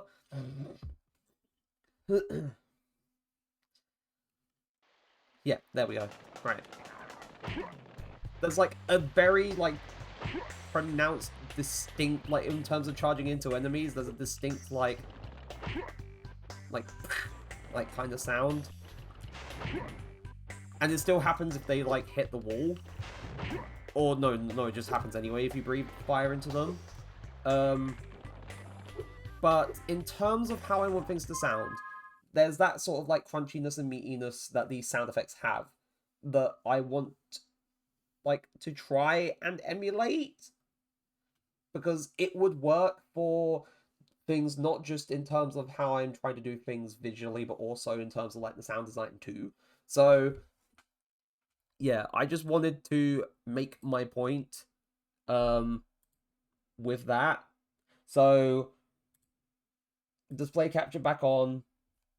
We're back to normal stuff now, but yes. Also, it also kind of validated that there was a system that that Insomniac had in place for certain surfaces produce certain sound effects for when Spyro is like doing like just a regular like run instead of a charge. But the charge was always like the sort of FUD kind of running sound, if that makes sense.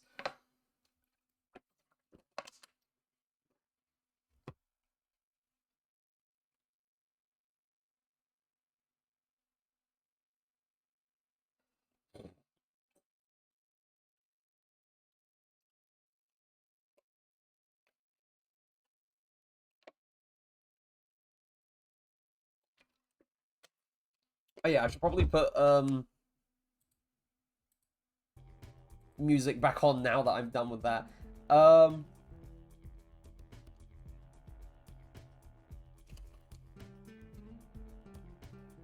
I also realized that because recently I had to change my password for Twitch, and I had to essentially reconnect some stuff. I need to reconnect Twitch to my Discord so it actually shows up that I'm streaming in my Discord status, because at the moment it doesn't, which is kind of like, it's not like a major loss, but it does, like, what it would, my brain, it would indicate to other people that I am indeed doing this.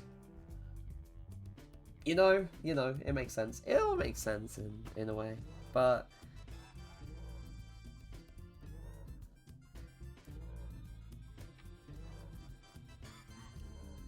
but all in all,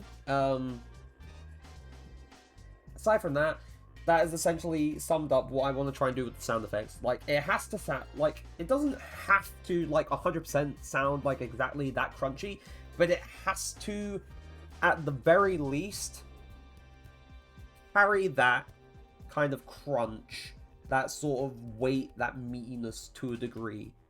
Because otherwise, it just wouldn't feel right, in my opinion. It really wouldn't feel right.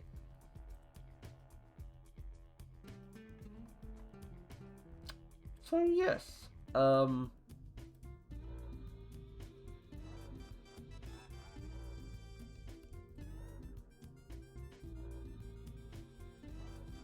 Now, in terms of, like, general sound effects, we'll probably go from the player side of things first. So,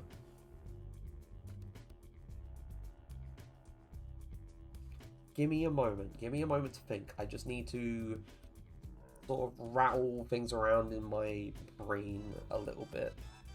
And by that I mean, like, give myself a moment to think, but also maybe actually shake my head from side to side to get my brain going. Because I'm not sure if that does or doesn't work. It might do, or it might actually make things worse. Who knows? I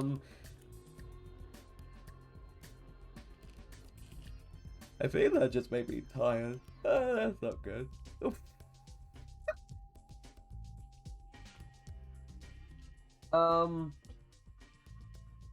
Yes, right. So, in terms of how we're gonna go, like, approach, like, doing the sound effects, of course, the player comes first. We want the player, like, to be as expressive as possible, like, given, like, the limitations that we're emulating here.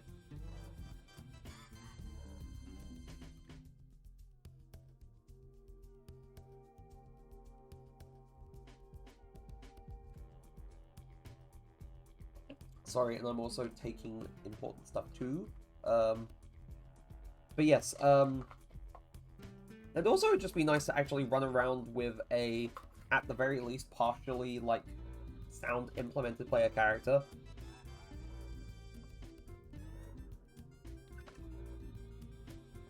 So,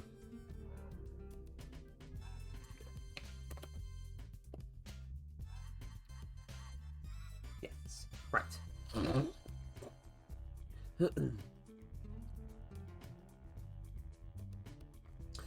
But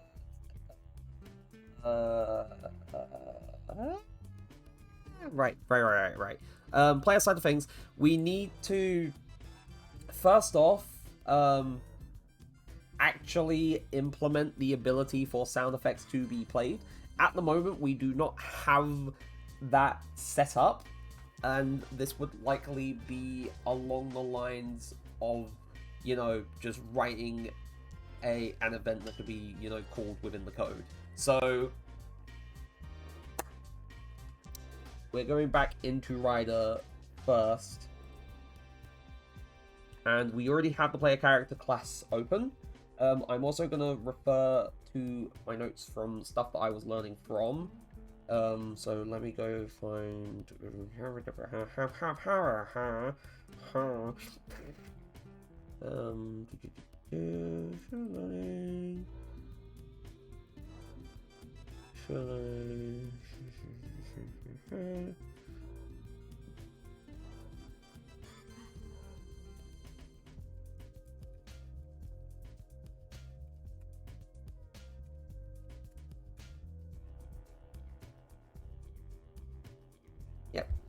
so...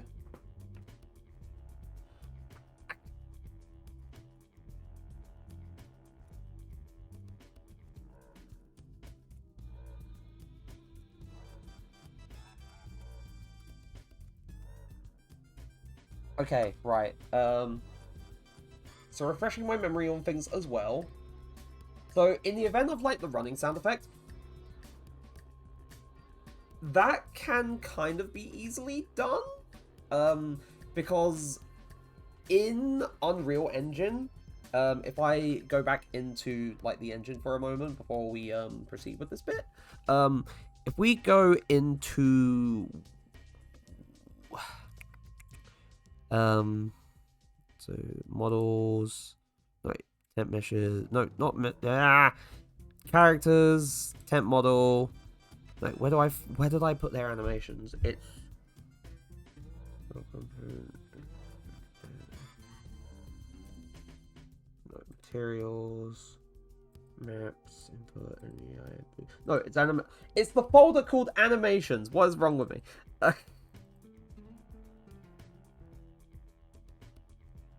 Full loop, idle frame 1, run forward, walk in place. Right.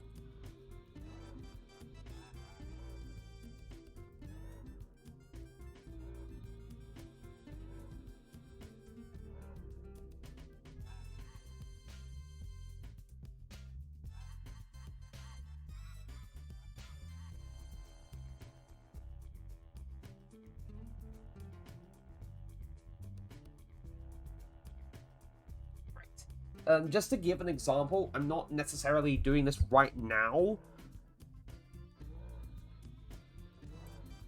but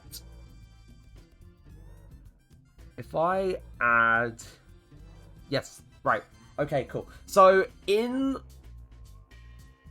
the animation tracks for a given animation for a character, there are these things called anim notifiers, and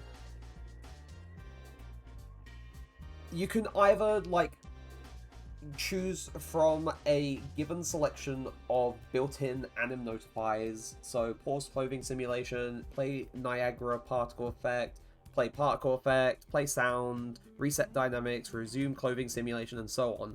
The thing that we would want here for, like, a running sound effect is play sound, or, alternatively, if we were doing something a bit more specific in terms of how we were,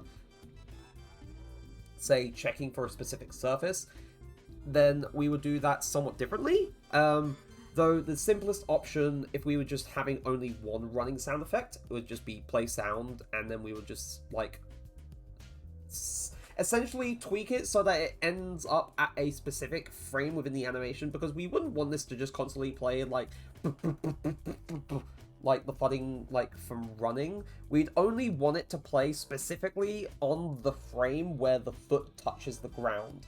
That's when we would want a sound effect to play. So that's how we would do this. Also, a good point to add is that with skeleton notifiers, it's very much a case of, wow, we can do this thing, and like, we can have a custom thing happen when this specific frame is reached, which, you know, it's pretty cool. So a skeleton notify just lets you name it, and then when this notify is triggered, I believe it's within the anim BP you do. Right, so test notify. So call this test notify, and then event. And if I go into the animation blueprint for the character, so if I go into blueprints, player, ABP wraplat, and I go into the event graph, so if I say, yep, event anim notify test notify. And this is the anim notify that we created over here. It's when you make a skeleton notify, it's bound to the skeletal mesh for this character. So in this case, it would be the skeleton for the Rat Pack character. And because of that, and because the animation blueprint uses this character's skeleton as a reference point, we're able to take that notify that was added to that skeleton, and we're able to sort of implement it here. So whenever this point is reached in this animation where it triggers the test notify, whatever we have like executing from this notify will essentially be executed as soon as it reaches that frame within the animation, which is always useful to have. So I was only like going over that briefly just as a matter of, well, we can do this.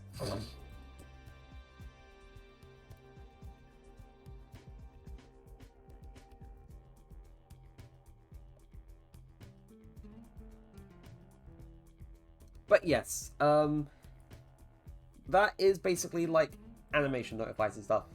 It's pretty helpful for, you know, making sure certain things happen during animations. But yes, now that we've gone over that briefly, we are going to, like, in terms of certain sound effects for when the player gets hit or when the player shoots their projectile and so on and so forth, we're going to sort this side of things out. So if I go and scroll over yonder, and I don't know why I decided to say, oh, over yonder, oh, hello. Just don't ask. I look at the include.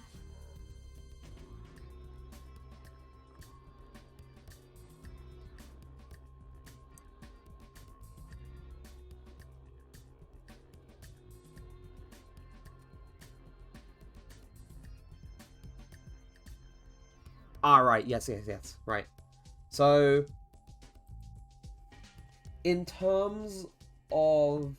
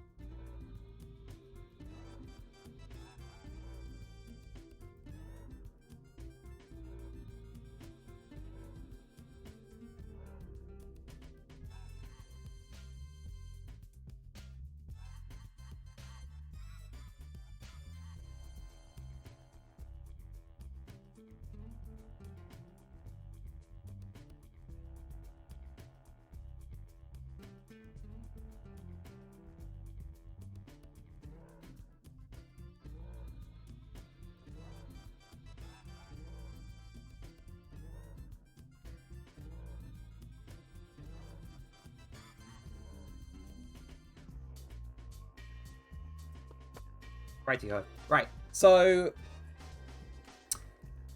we're going to need to add another for declaration to the top of the class because we may or may not want multiple sound effects.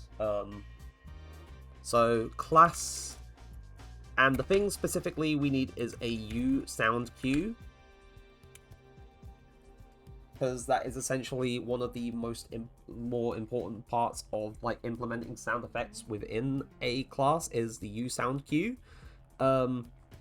So we want a private variable here, and in terms of, so we don't need it to be edit anywhere, so U property visible anywhere blueprint read write category player sound effects,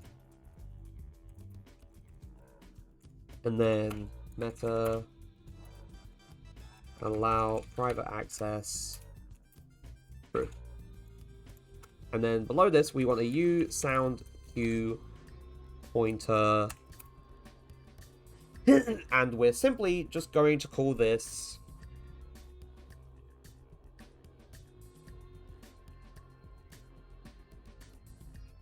projectile attack sound.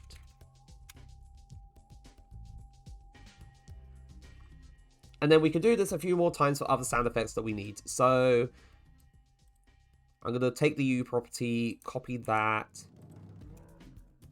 paste it, U sound cue pointer, player jump sound, copy that again, U sound cue pointer, player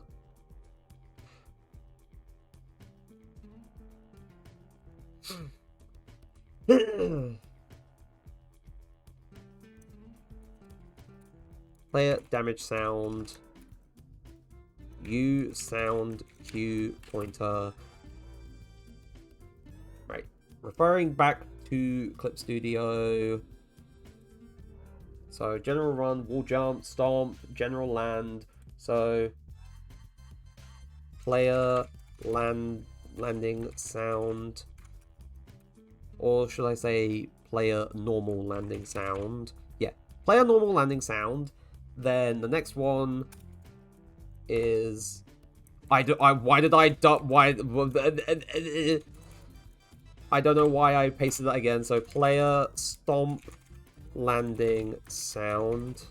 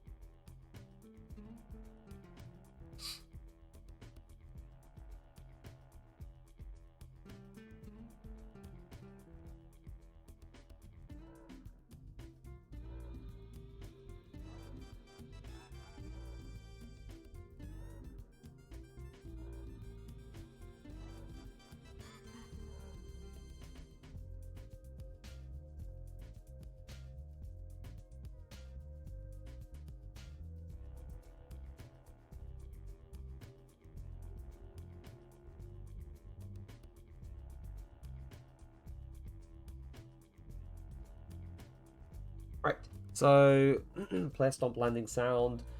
Referring back to the chart again, or the list.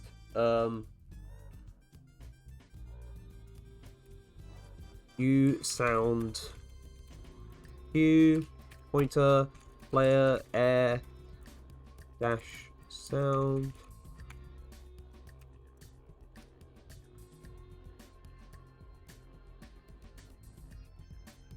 U sound cue pointer player wall jump sound.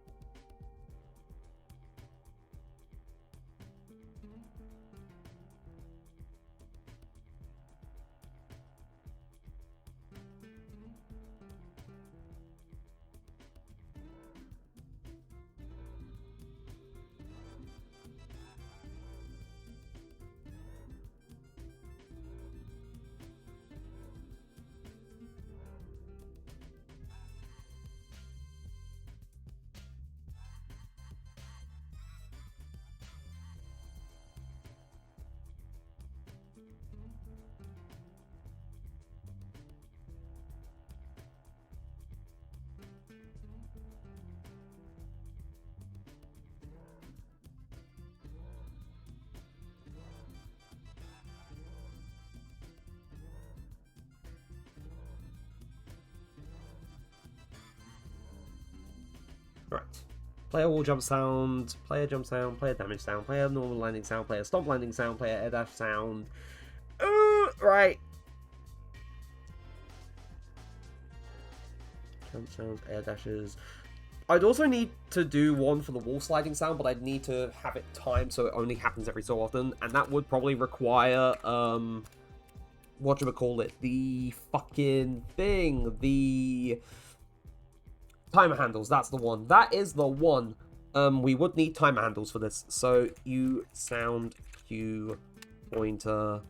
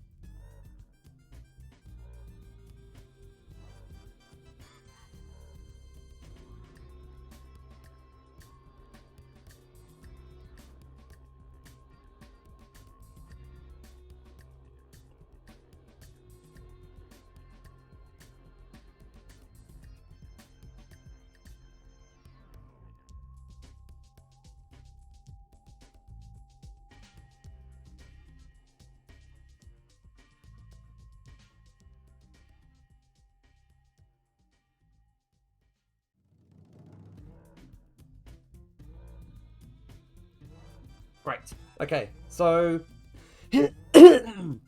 as far as I'm aware, we have most of the sound effects that we need to, like, play from code implemented here.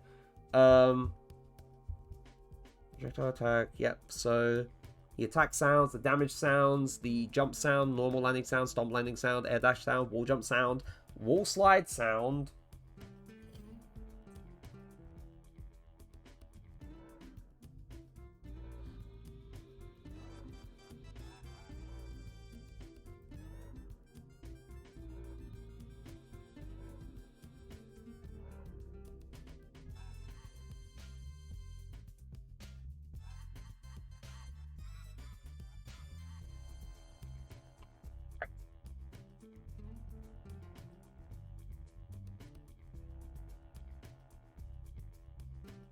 Oh yeah, death sounds as well.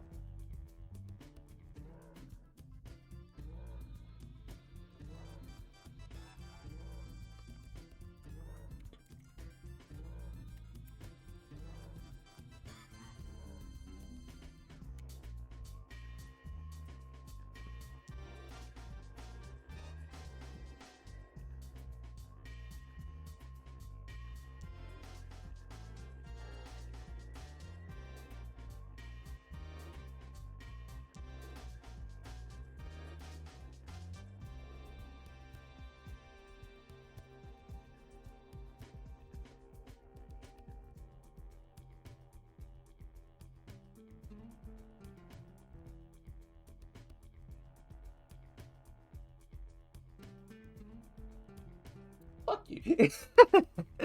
Right, so we have the sound cues that we need to be played from code here. We just need protected methods for playing them. And the reason why I say that is because if and when we probably need to, like, have multiple places where we play specific sound effects, it's just better practice to have certain methods for that anyway. So, void, play, attack, sound cue, void, play, I keep typing player on habit, play, damage, sound cue, void, I keep typing player! I keep typing player out of habit. It's annoying me, like,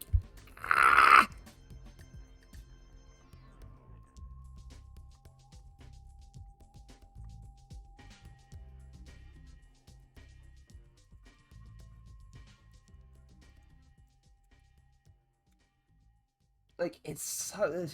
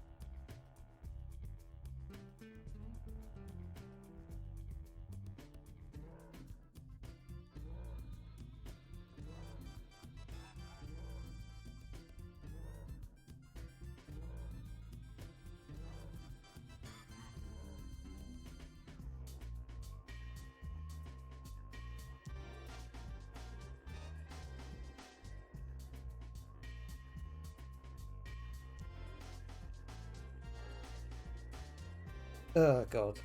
Right.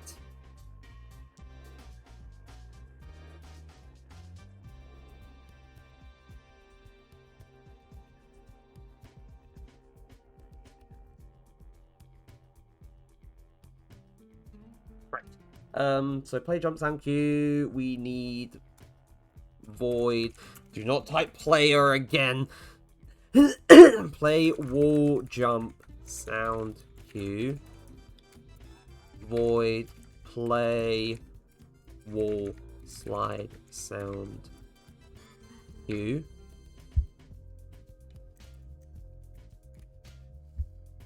Player. Shut up.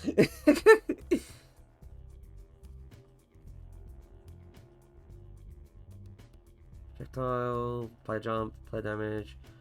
Oh, landing sounds as well. And death sounds. Void, play, stomp, landing, sound, cue. You're gonna keep doing that.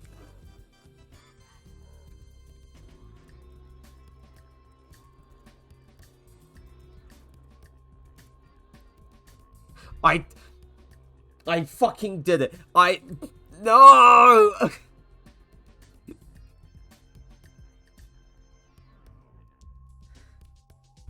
You bastard.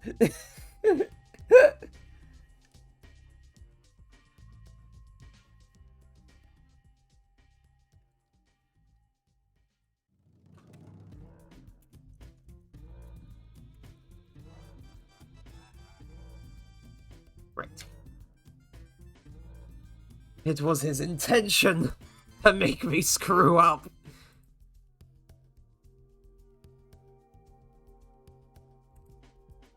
Right.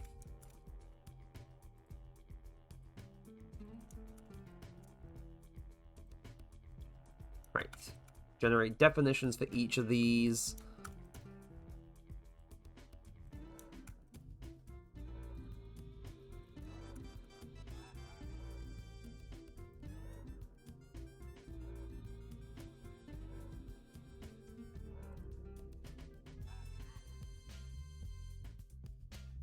Hey, I saw...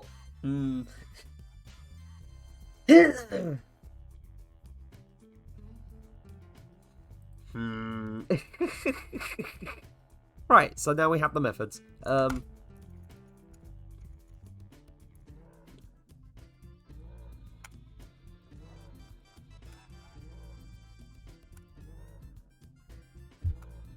also just spacing it out because otherwise it will bug me.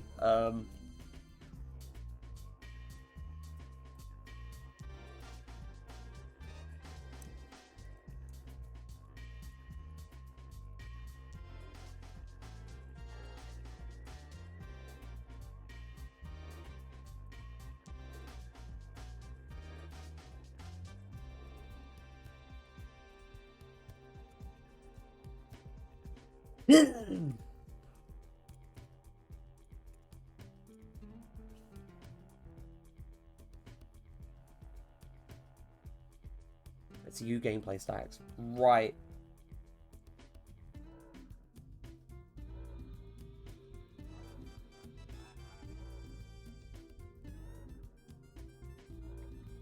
Okay, right. Now I remember how to do the sound effects and stuff in the code.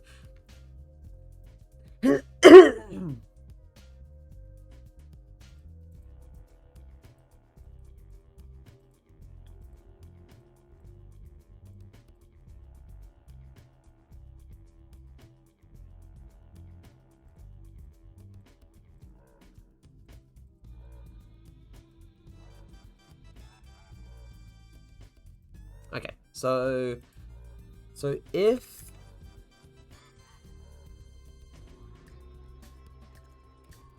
projectile attack sound, so we only want to play the sound effects if this variable has like been given a value within the editor, so within the blueprint defaults. If it has like a sound cue like supplied, then we want to play this. If not, then we just don't do anything with this. So if projectile attack sound, so it's U gameplay statics.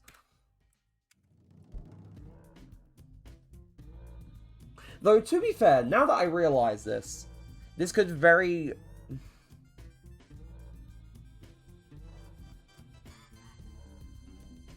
This could very easily just be a single method, but it takes in a U sound cue variable that we check. Yeah, now I'm looking at this. This is essentially the same method many times, but, you know, different names and such. So I'm going to get rid of all these definitions. We're going to get rid of all of these within the H file. So instead of like play attack sound cue, this will be play sound cue, and it'll be a U sound cue pointer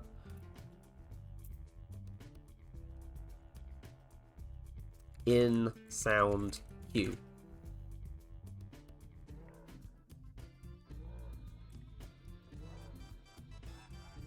So this will be play sound cue, U sound cue pointer in sound cue, and instead of if projectile attack sound, we'll say if in sound cue. Then we'll say U gameplay statics play sound 2D. So we get world context object, which I believe is this, and then we just pass in the in sound. Oh wait, hold on, actually. Is it because this is incomplete? Yep. I needed to actually do the include for the sound cue.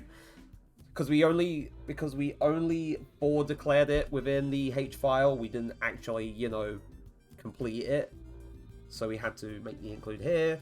But yes, we now have a single method for playing a given sound cue that takes in a variable called inSoundCue, and we just check whether or not that's valid, rather than having multiple different methods that essentially perform the same function when, you know, we really don't need to have so many different methods that just do the same thing with different names. We can easily just have the single one.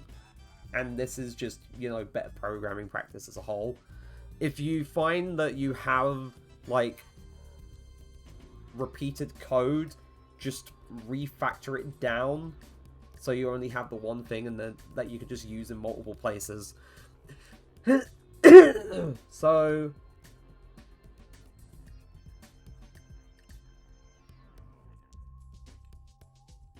in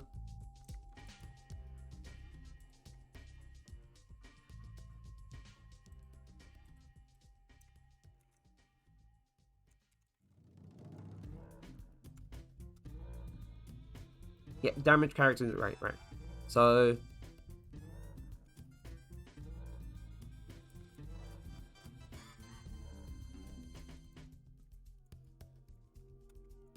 at the top here, before we do everything else, within this interface method where we apply the knockback, we also want to play sound cue. And the sound cue that we want to pass in specifically is the one for when the player gets damaged. So if we go back up here, oh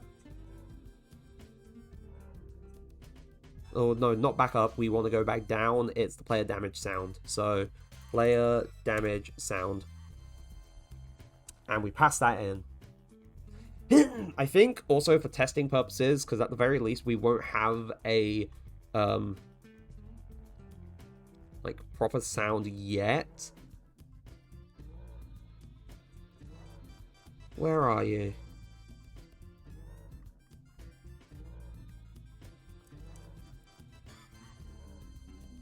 There we go. I need to include a UE log just so I can actually double check. So UE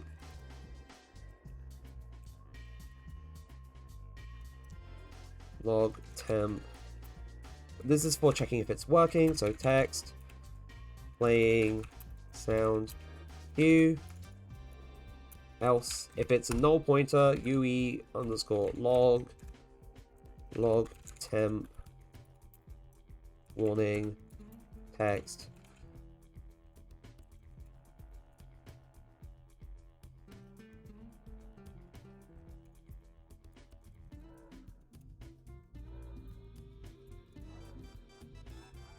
Sound cue has not been populated. There we go. Right. So where else we want to call this function?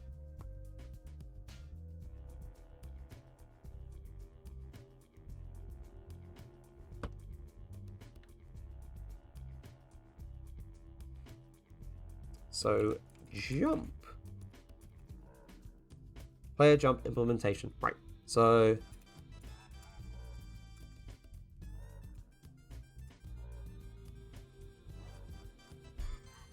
player jump. There we go.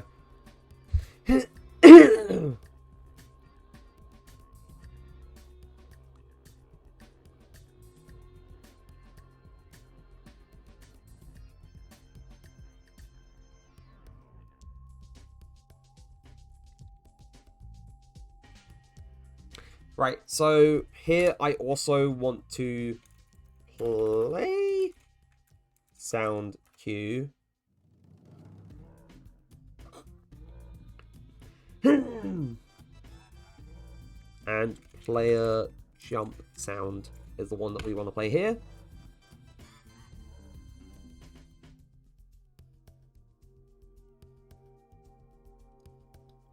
And then here we want to also play it where we say play sound cue player wall jump sound.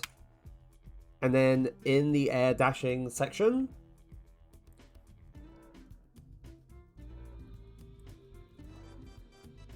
we play the air dash sound. So play sound cue player air dash sound.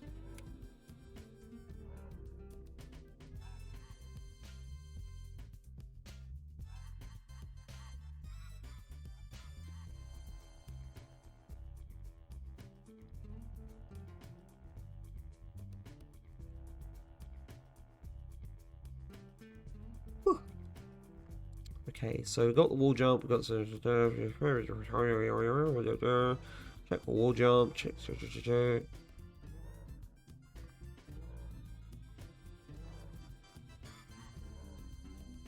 jump squash finish, check coyote time, wall slide.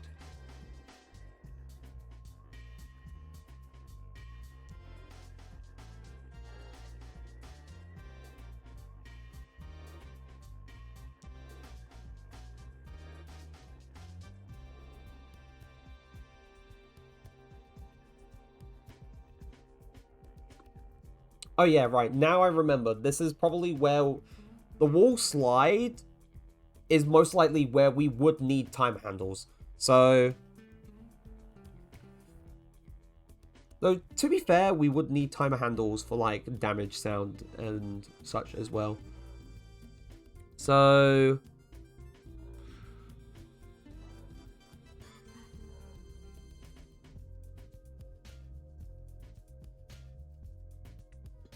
Let me think. Okay, right, so...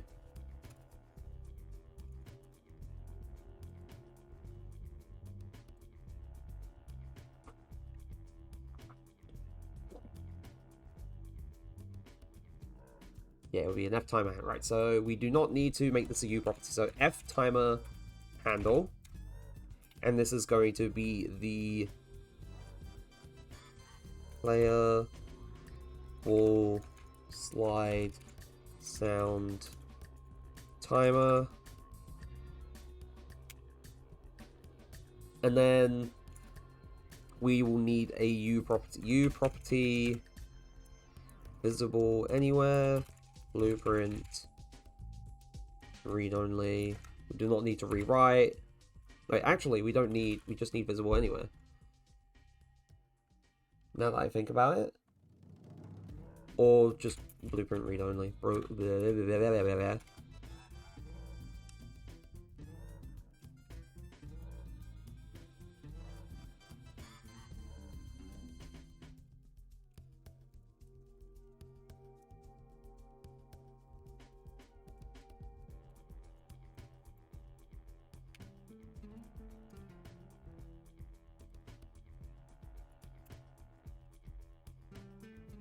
Meta allow private access equals true.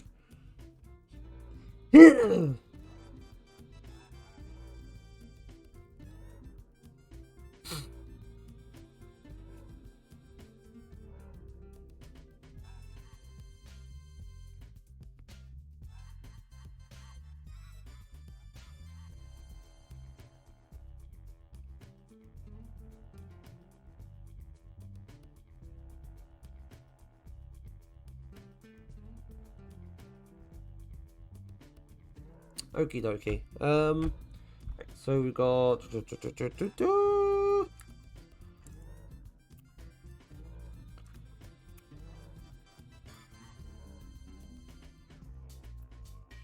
sound effect properties. We'll make a different category for this.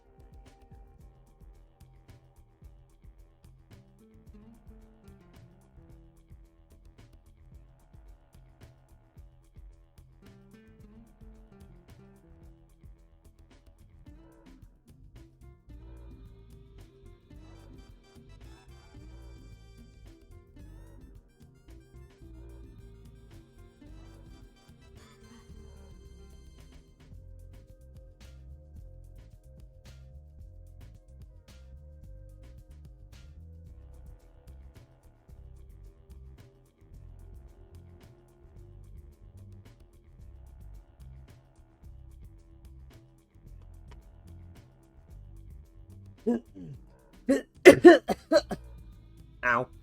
That hurt. Okay. So wall slide sound reset time.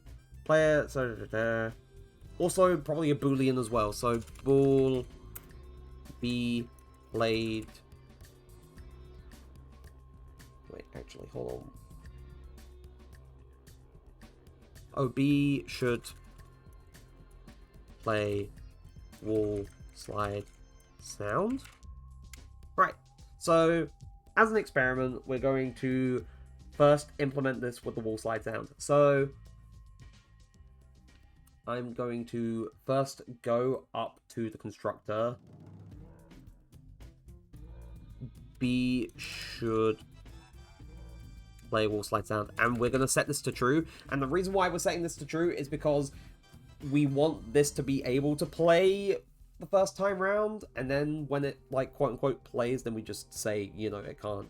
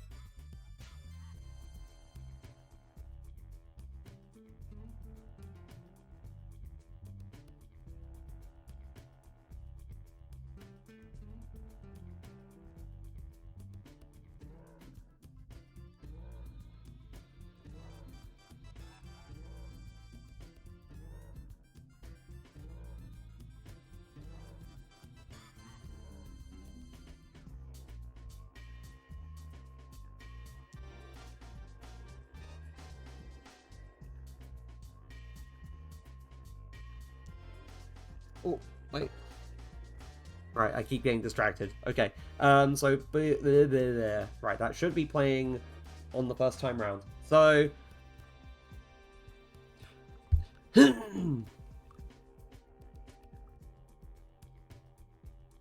where is Wall Slide?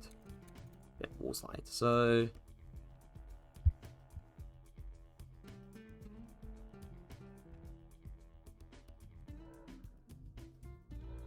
B is snap to wall, B wall sliding is true. Yep, there we go. Right. If B should play wall slide sound,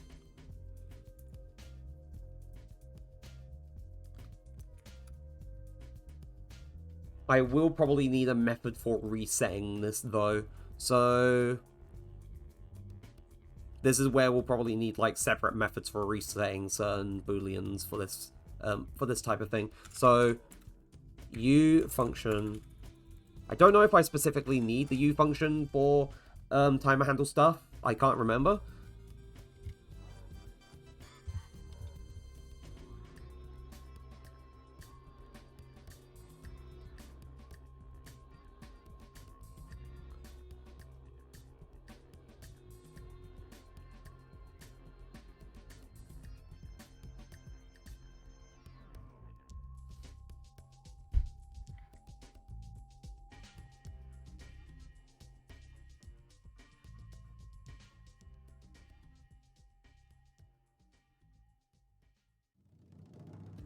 Oh wait, speaking of, I won't forget you, buddy. I'm sorry, Biggie Cheese, but you're being demoted. Um,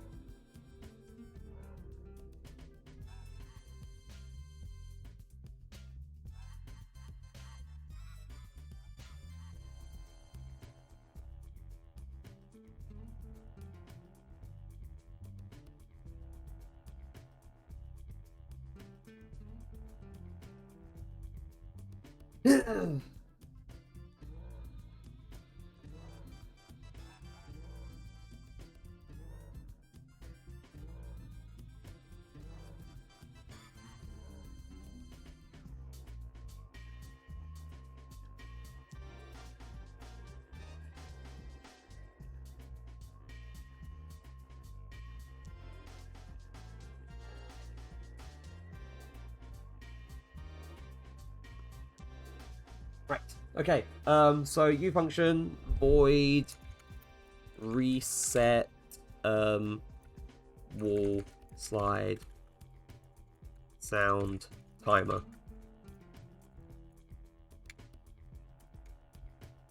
And this thing serves a very specific purpose.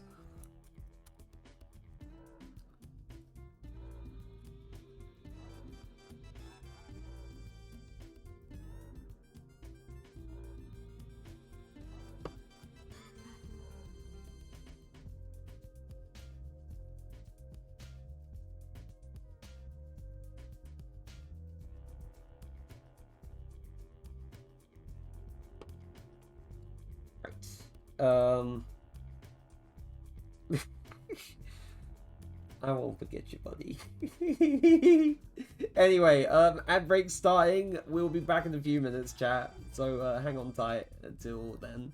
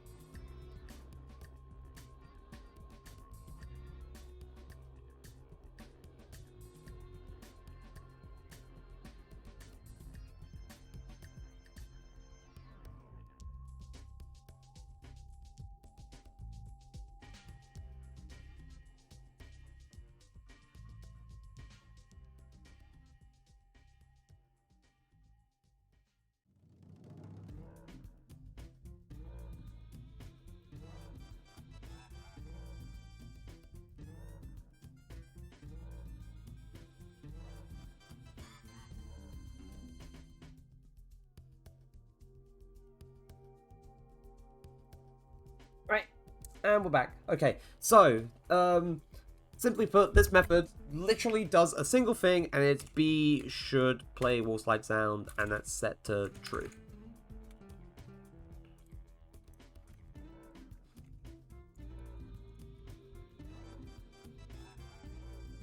Okay, so here we say if B should play wall slide sound, we say B should play wall slide sound equals false. So we don't want it to play briefly. And then we say get world timer manager set timer. So first we pass in the wall slide.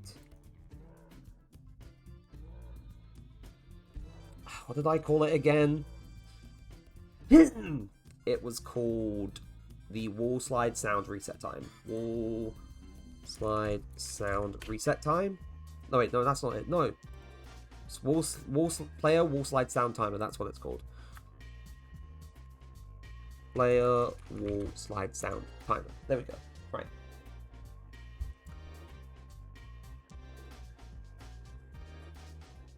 So first we pass in the handle, then we pass in the delegate, which is and ATP underscore player character. Reset wall slide sound timer. Ugh, really, it's dot set timer. It's because there's multiple, like, implementations for the method.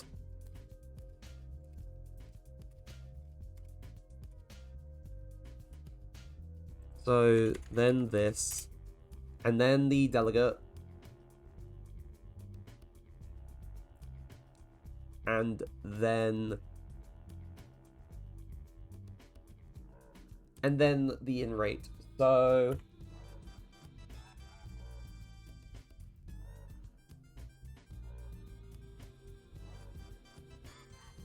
It is the wall slide sound reset time.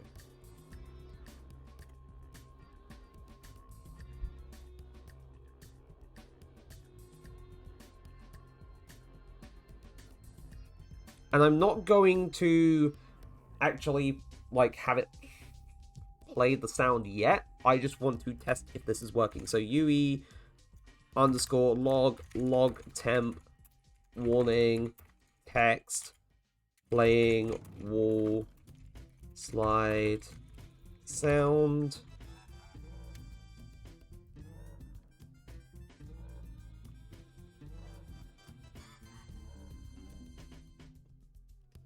Cool. Right.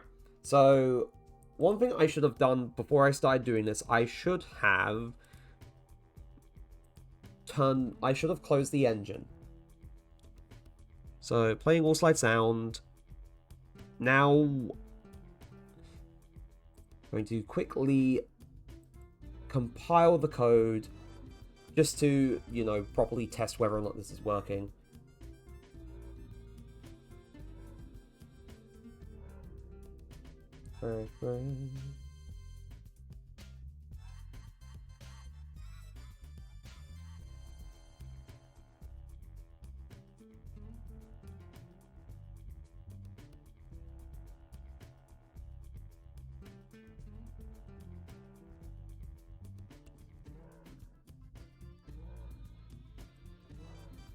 Yeah, I was about to say this shouldn't take long, because it never does now.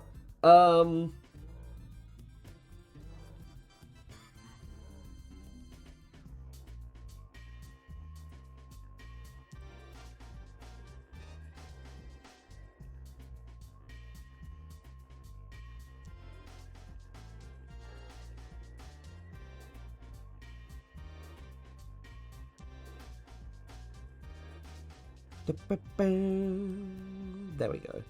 Right.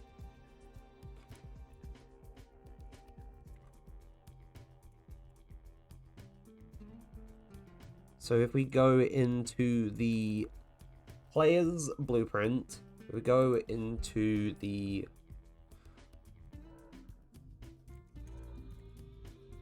player sound effects. Oh, Okay, I have done it wrong. So it's...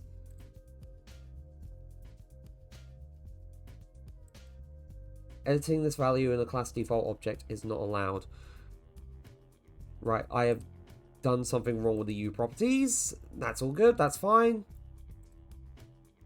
So visible anywhere, I think it's not because it's...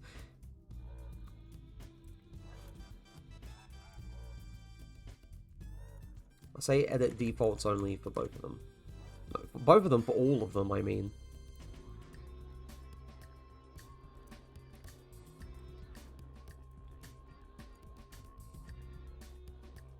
So I'm just going to keep pasting and pasting and pasting and pasting.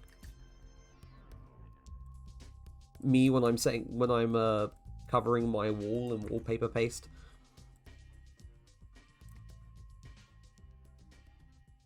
And then I'm just going to replace this with edit defaults only. Oh, this song ended now. Yeah, Fireworks Factory, let's go!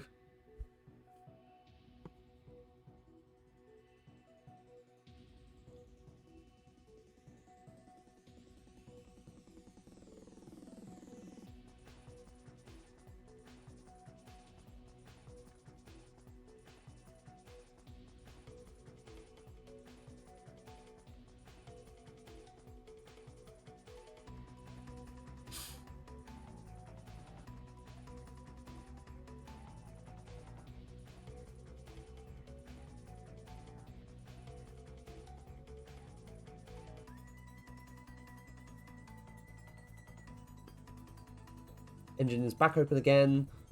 So now we should be able to edit, so sound effect. Yep, there we go now. So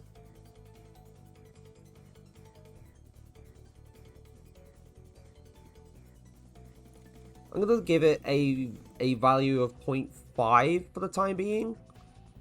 So we're going to throw the output log in.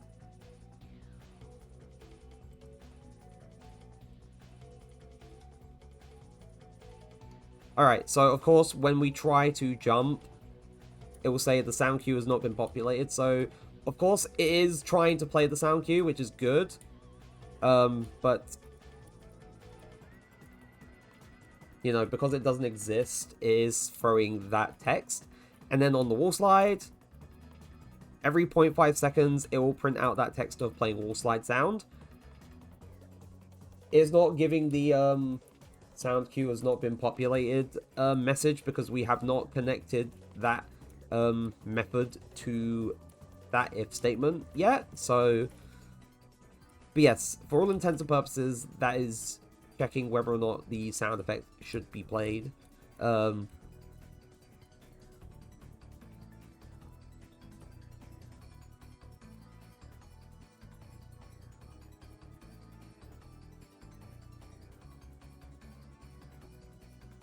the same goes for every other instance of where a sound effect would be applied, except for landing, because I haven't done that yet. So that is another thing that we need to get onto. Also, I'm going to say one thing I do enjoy about like the game dev streams, aside from, you know, getting the work done, is that when I'm explaining things, I think this is just a thing that I enjoy doing in general when I'm explaining things. When I'm trying to explain things, even though you can't, you know, physically see me doing it, I am just constantly, like, when I'm trying to emphasize a given point, like, sure, some of the tone of my voice changes, but I'm also just constantly waving my arms around and just gesticulating in a funny way. I do enjoy doing that a lot.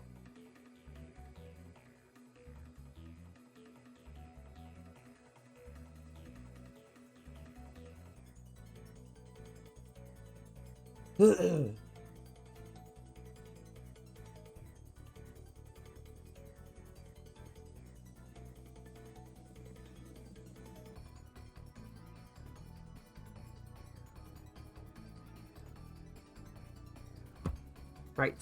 But yes, that works. Anyway, the thing that we need to sort out is for land. Yep, landed. There we go. So we already have an instance of where we're checking whether or not the player is stomping. So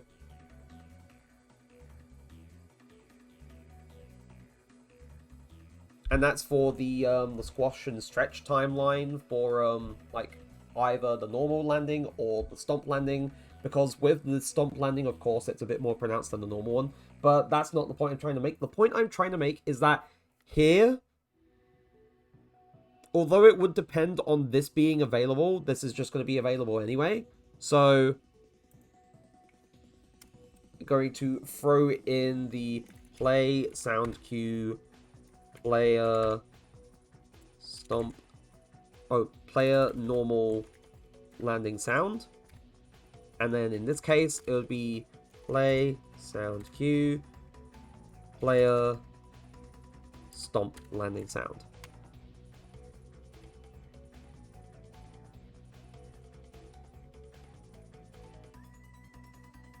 So now we just compile.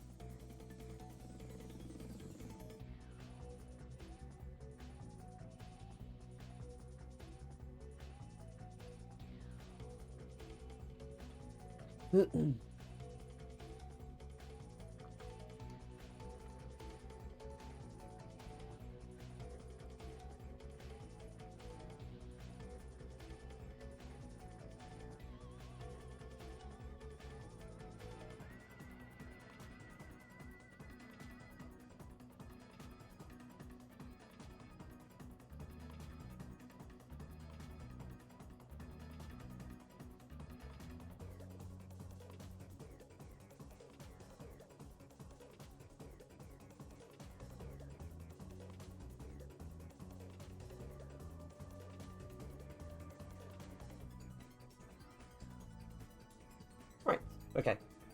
So that should be all open now. I also realized that I also need to replace Biggie Cheese on the actual, I'm sorry, again, you're being demoted.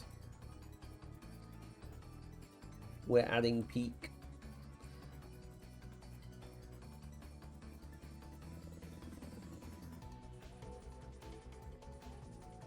I won't forget you, buddy.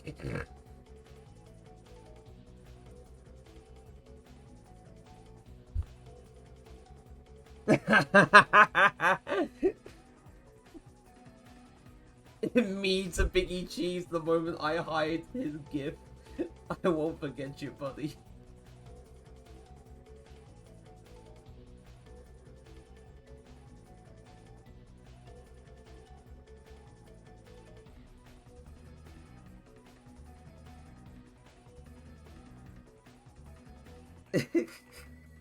Like, honestly, Biggie Cheese had a good run. Biggie Cheese had a good run. A generational run, even. But it's time for a new little thing to be in the spotlight, and that thing is fucking Tom Hardy's Eddie Brock.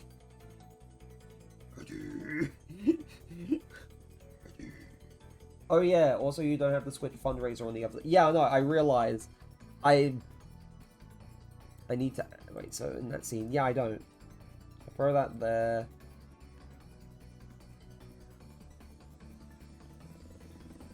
Add browser source.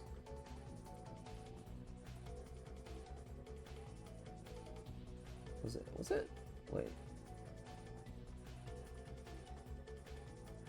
Oh wait, no, I just have it called browser. I didn't name it.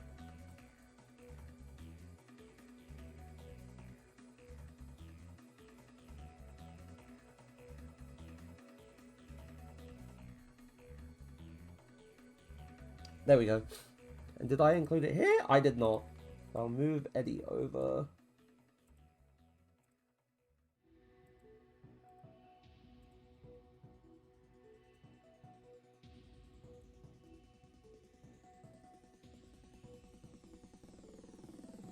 There we go. Right, now it's consistent, mostly. Aside from Eddie's position.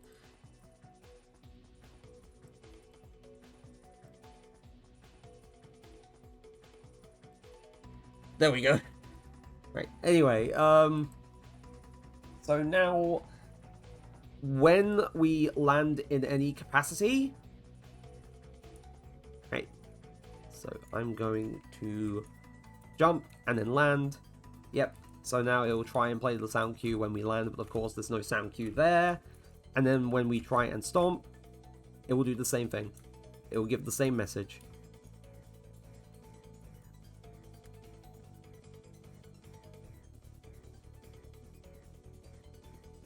Painful how they're all moving ever so slightly, but listen, I'm not good at making things consistent when it comes to some things within the scene.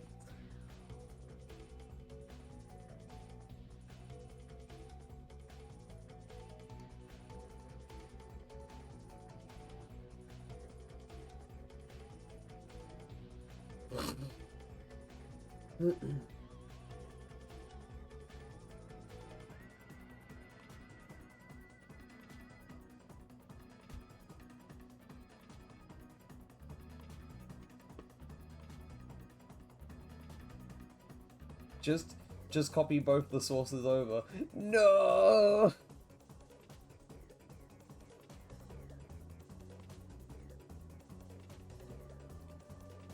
I also do not have...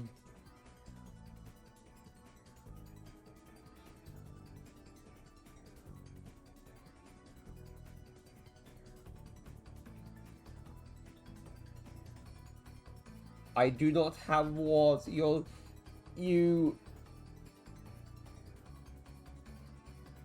Right, but that works. That's all sorted. So... in terms of the player... Oh. Is emote. I do not have.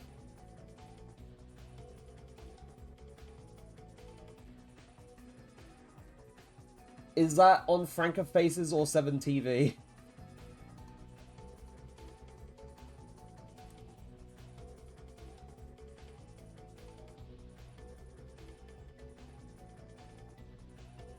Oh, BTTV. Right.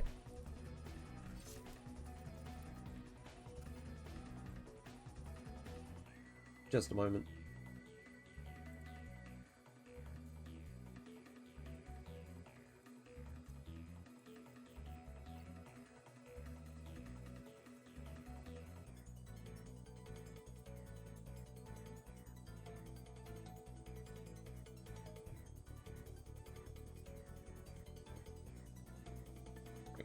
Now go.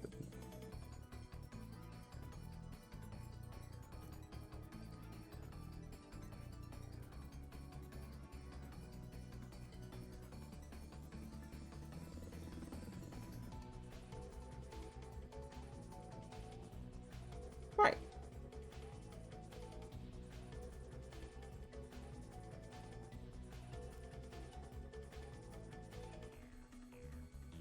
Oh wait, I need to refresh the cache too, I forgot.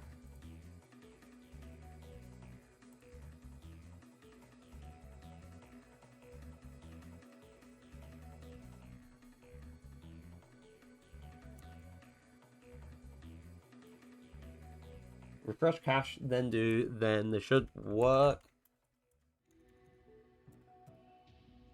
There we go, much better.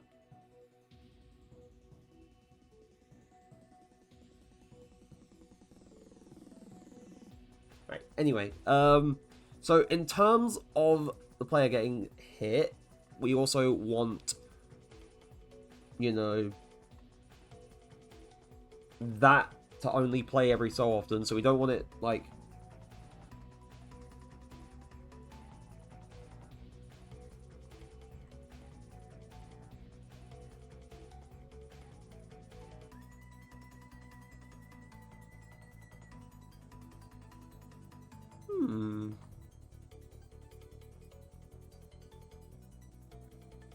So I'm going to say U function,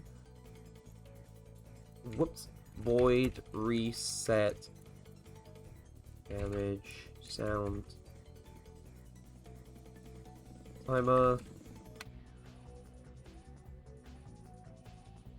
Go down into the private section.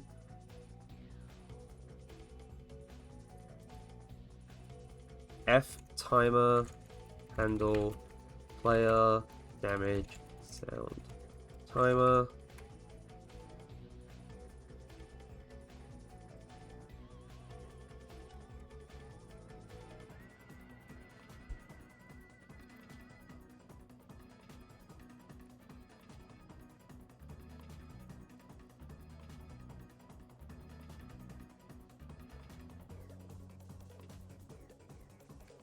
Yep, all sorted. So player damage sound reset time, and then bool B should play damage sound.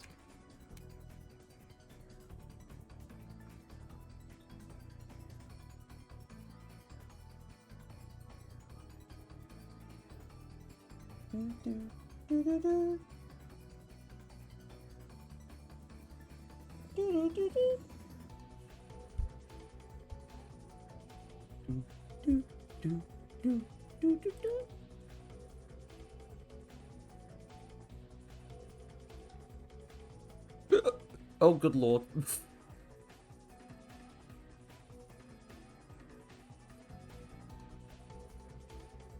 I won't forget you, buddy.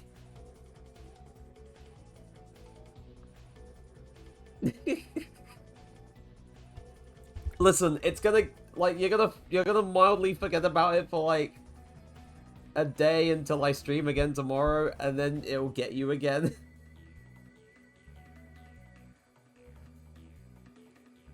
Also, I'm glad it's the fucking shitty cam rip. I'm so glad. Like, I'm gonna get jump scared the next stream for sure, definitely. But you know what? I wouldn't have it any other way.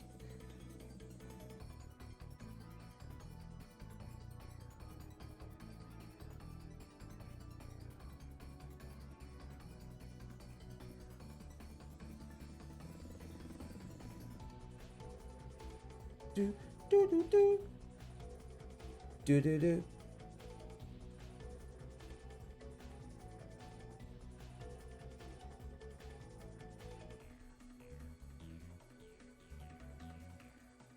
Right. So down in where the yep. If B should play damage sound.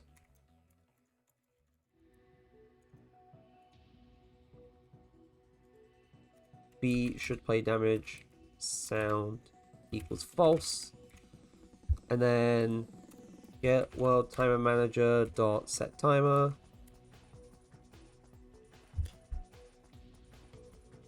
Player damage sound timer.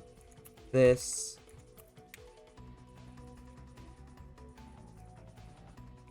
TP underscore player character. Reset damage sound. Ah! Why did I didn't mean to do that?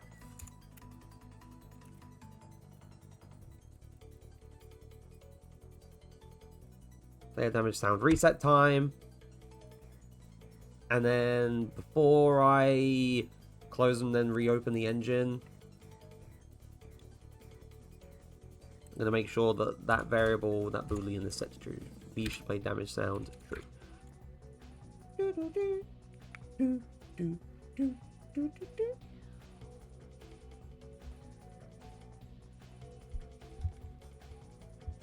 Do, do, do. I won't forget you, buddy.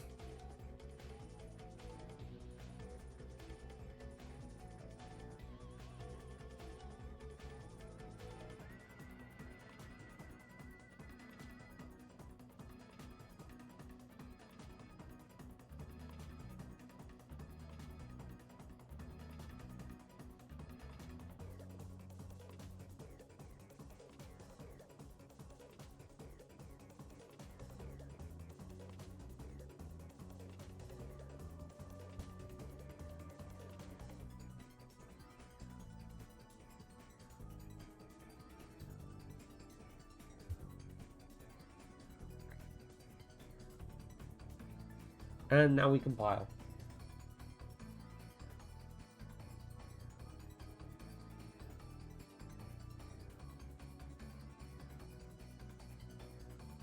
Oh wait, unresolved external symbol, reset damage function. Oh wait, it's because I haven't. Whoops. I skipped a step. I skipped a step.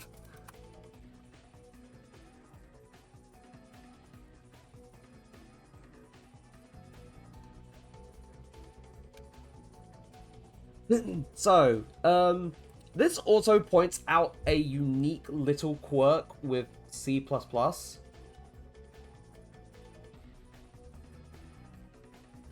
The fact that if you define a method within the H file, you have to provide like a definition for it within the CPP file, because otherwise that essentially, as the error said, it counts as an unresolved symbol, and the language doesn't like having unresolved symbols because they could cause problems. So it's essentially a requirement. If you essentially outline a method within the H file, you have to declare it, you have to define it within the CPP file. So, yeah. Right, we're going to test this one by getting hit by an enemy. Right.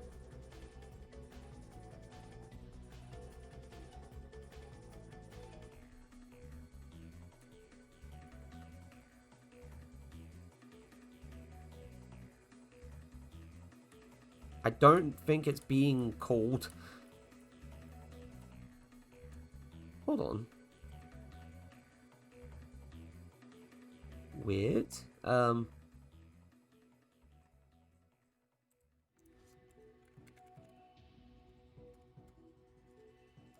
That's not the one. Yeah, damage characters. If B should play damage sound, B should play damage sound equals false.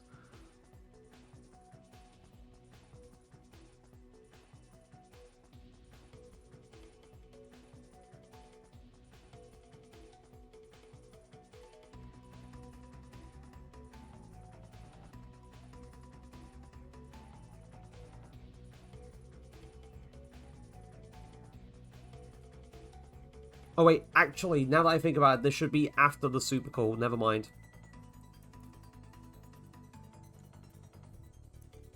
Wait, why did it do that? Why did I do that?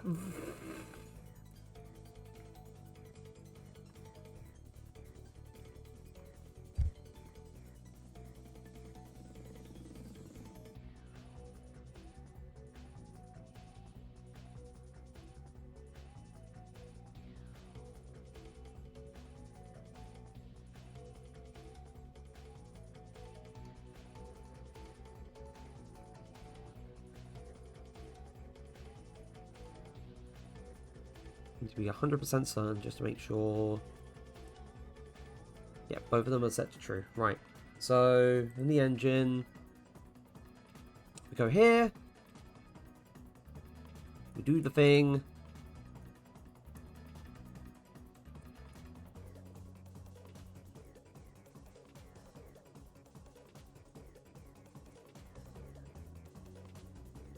Okay, for some reason, it's... Ow.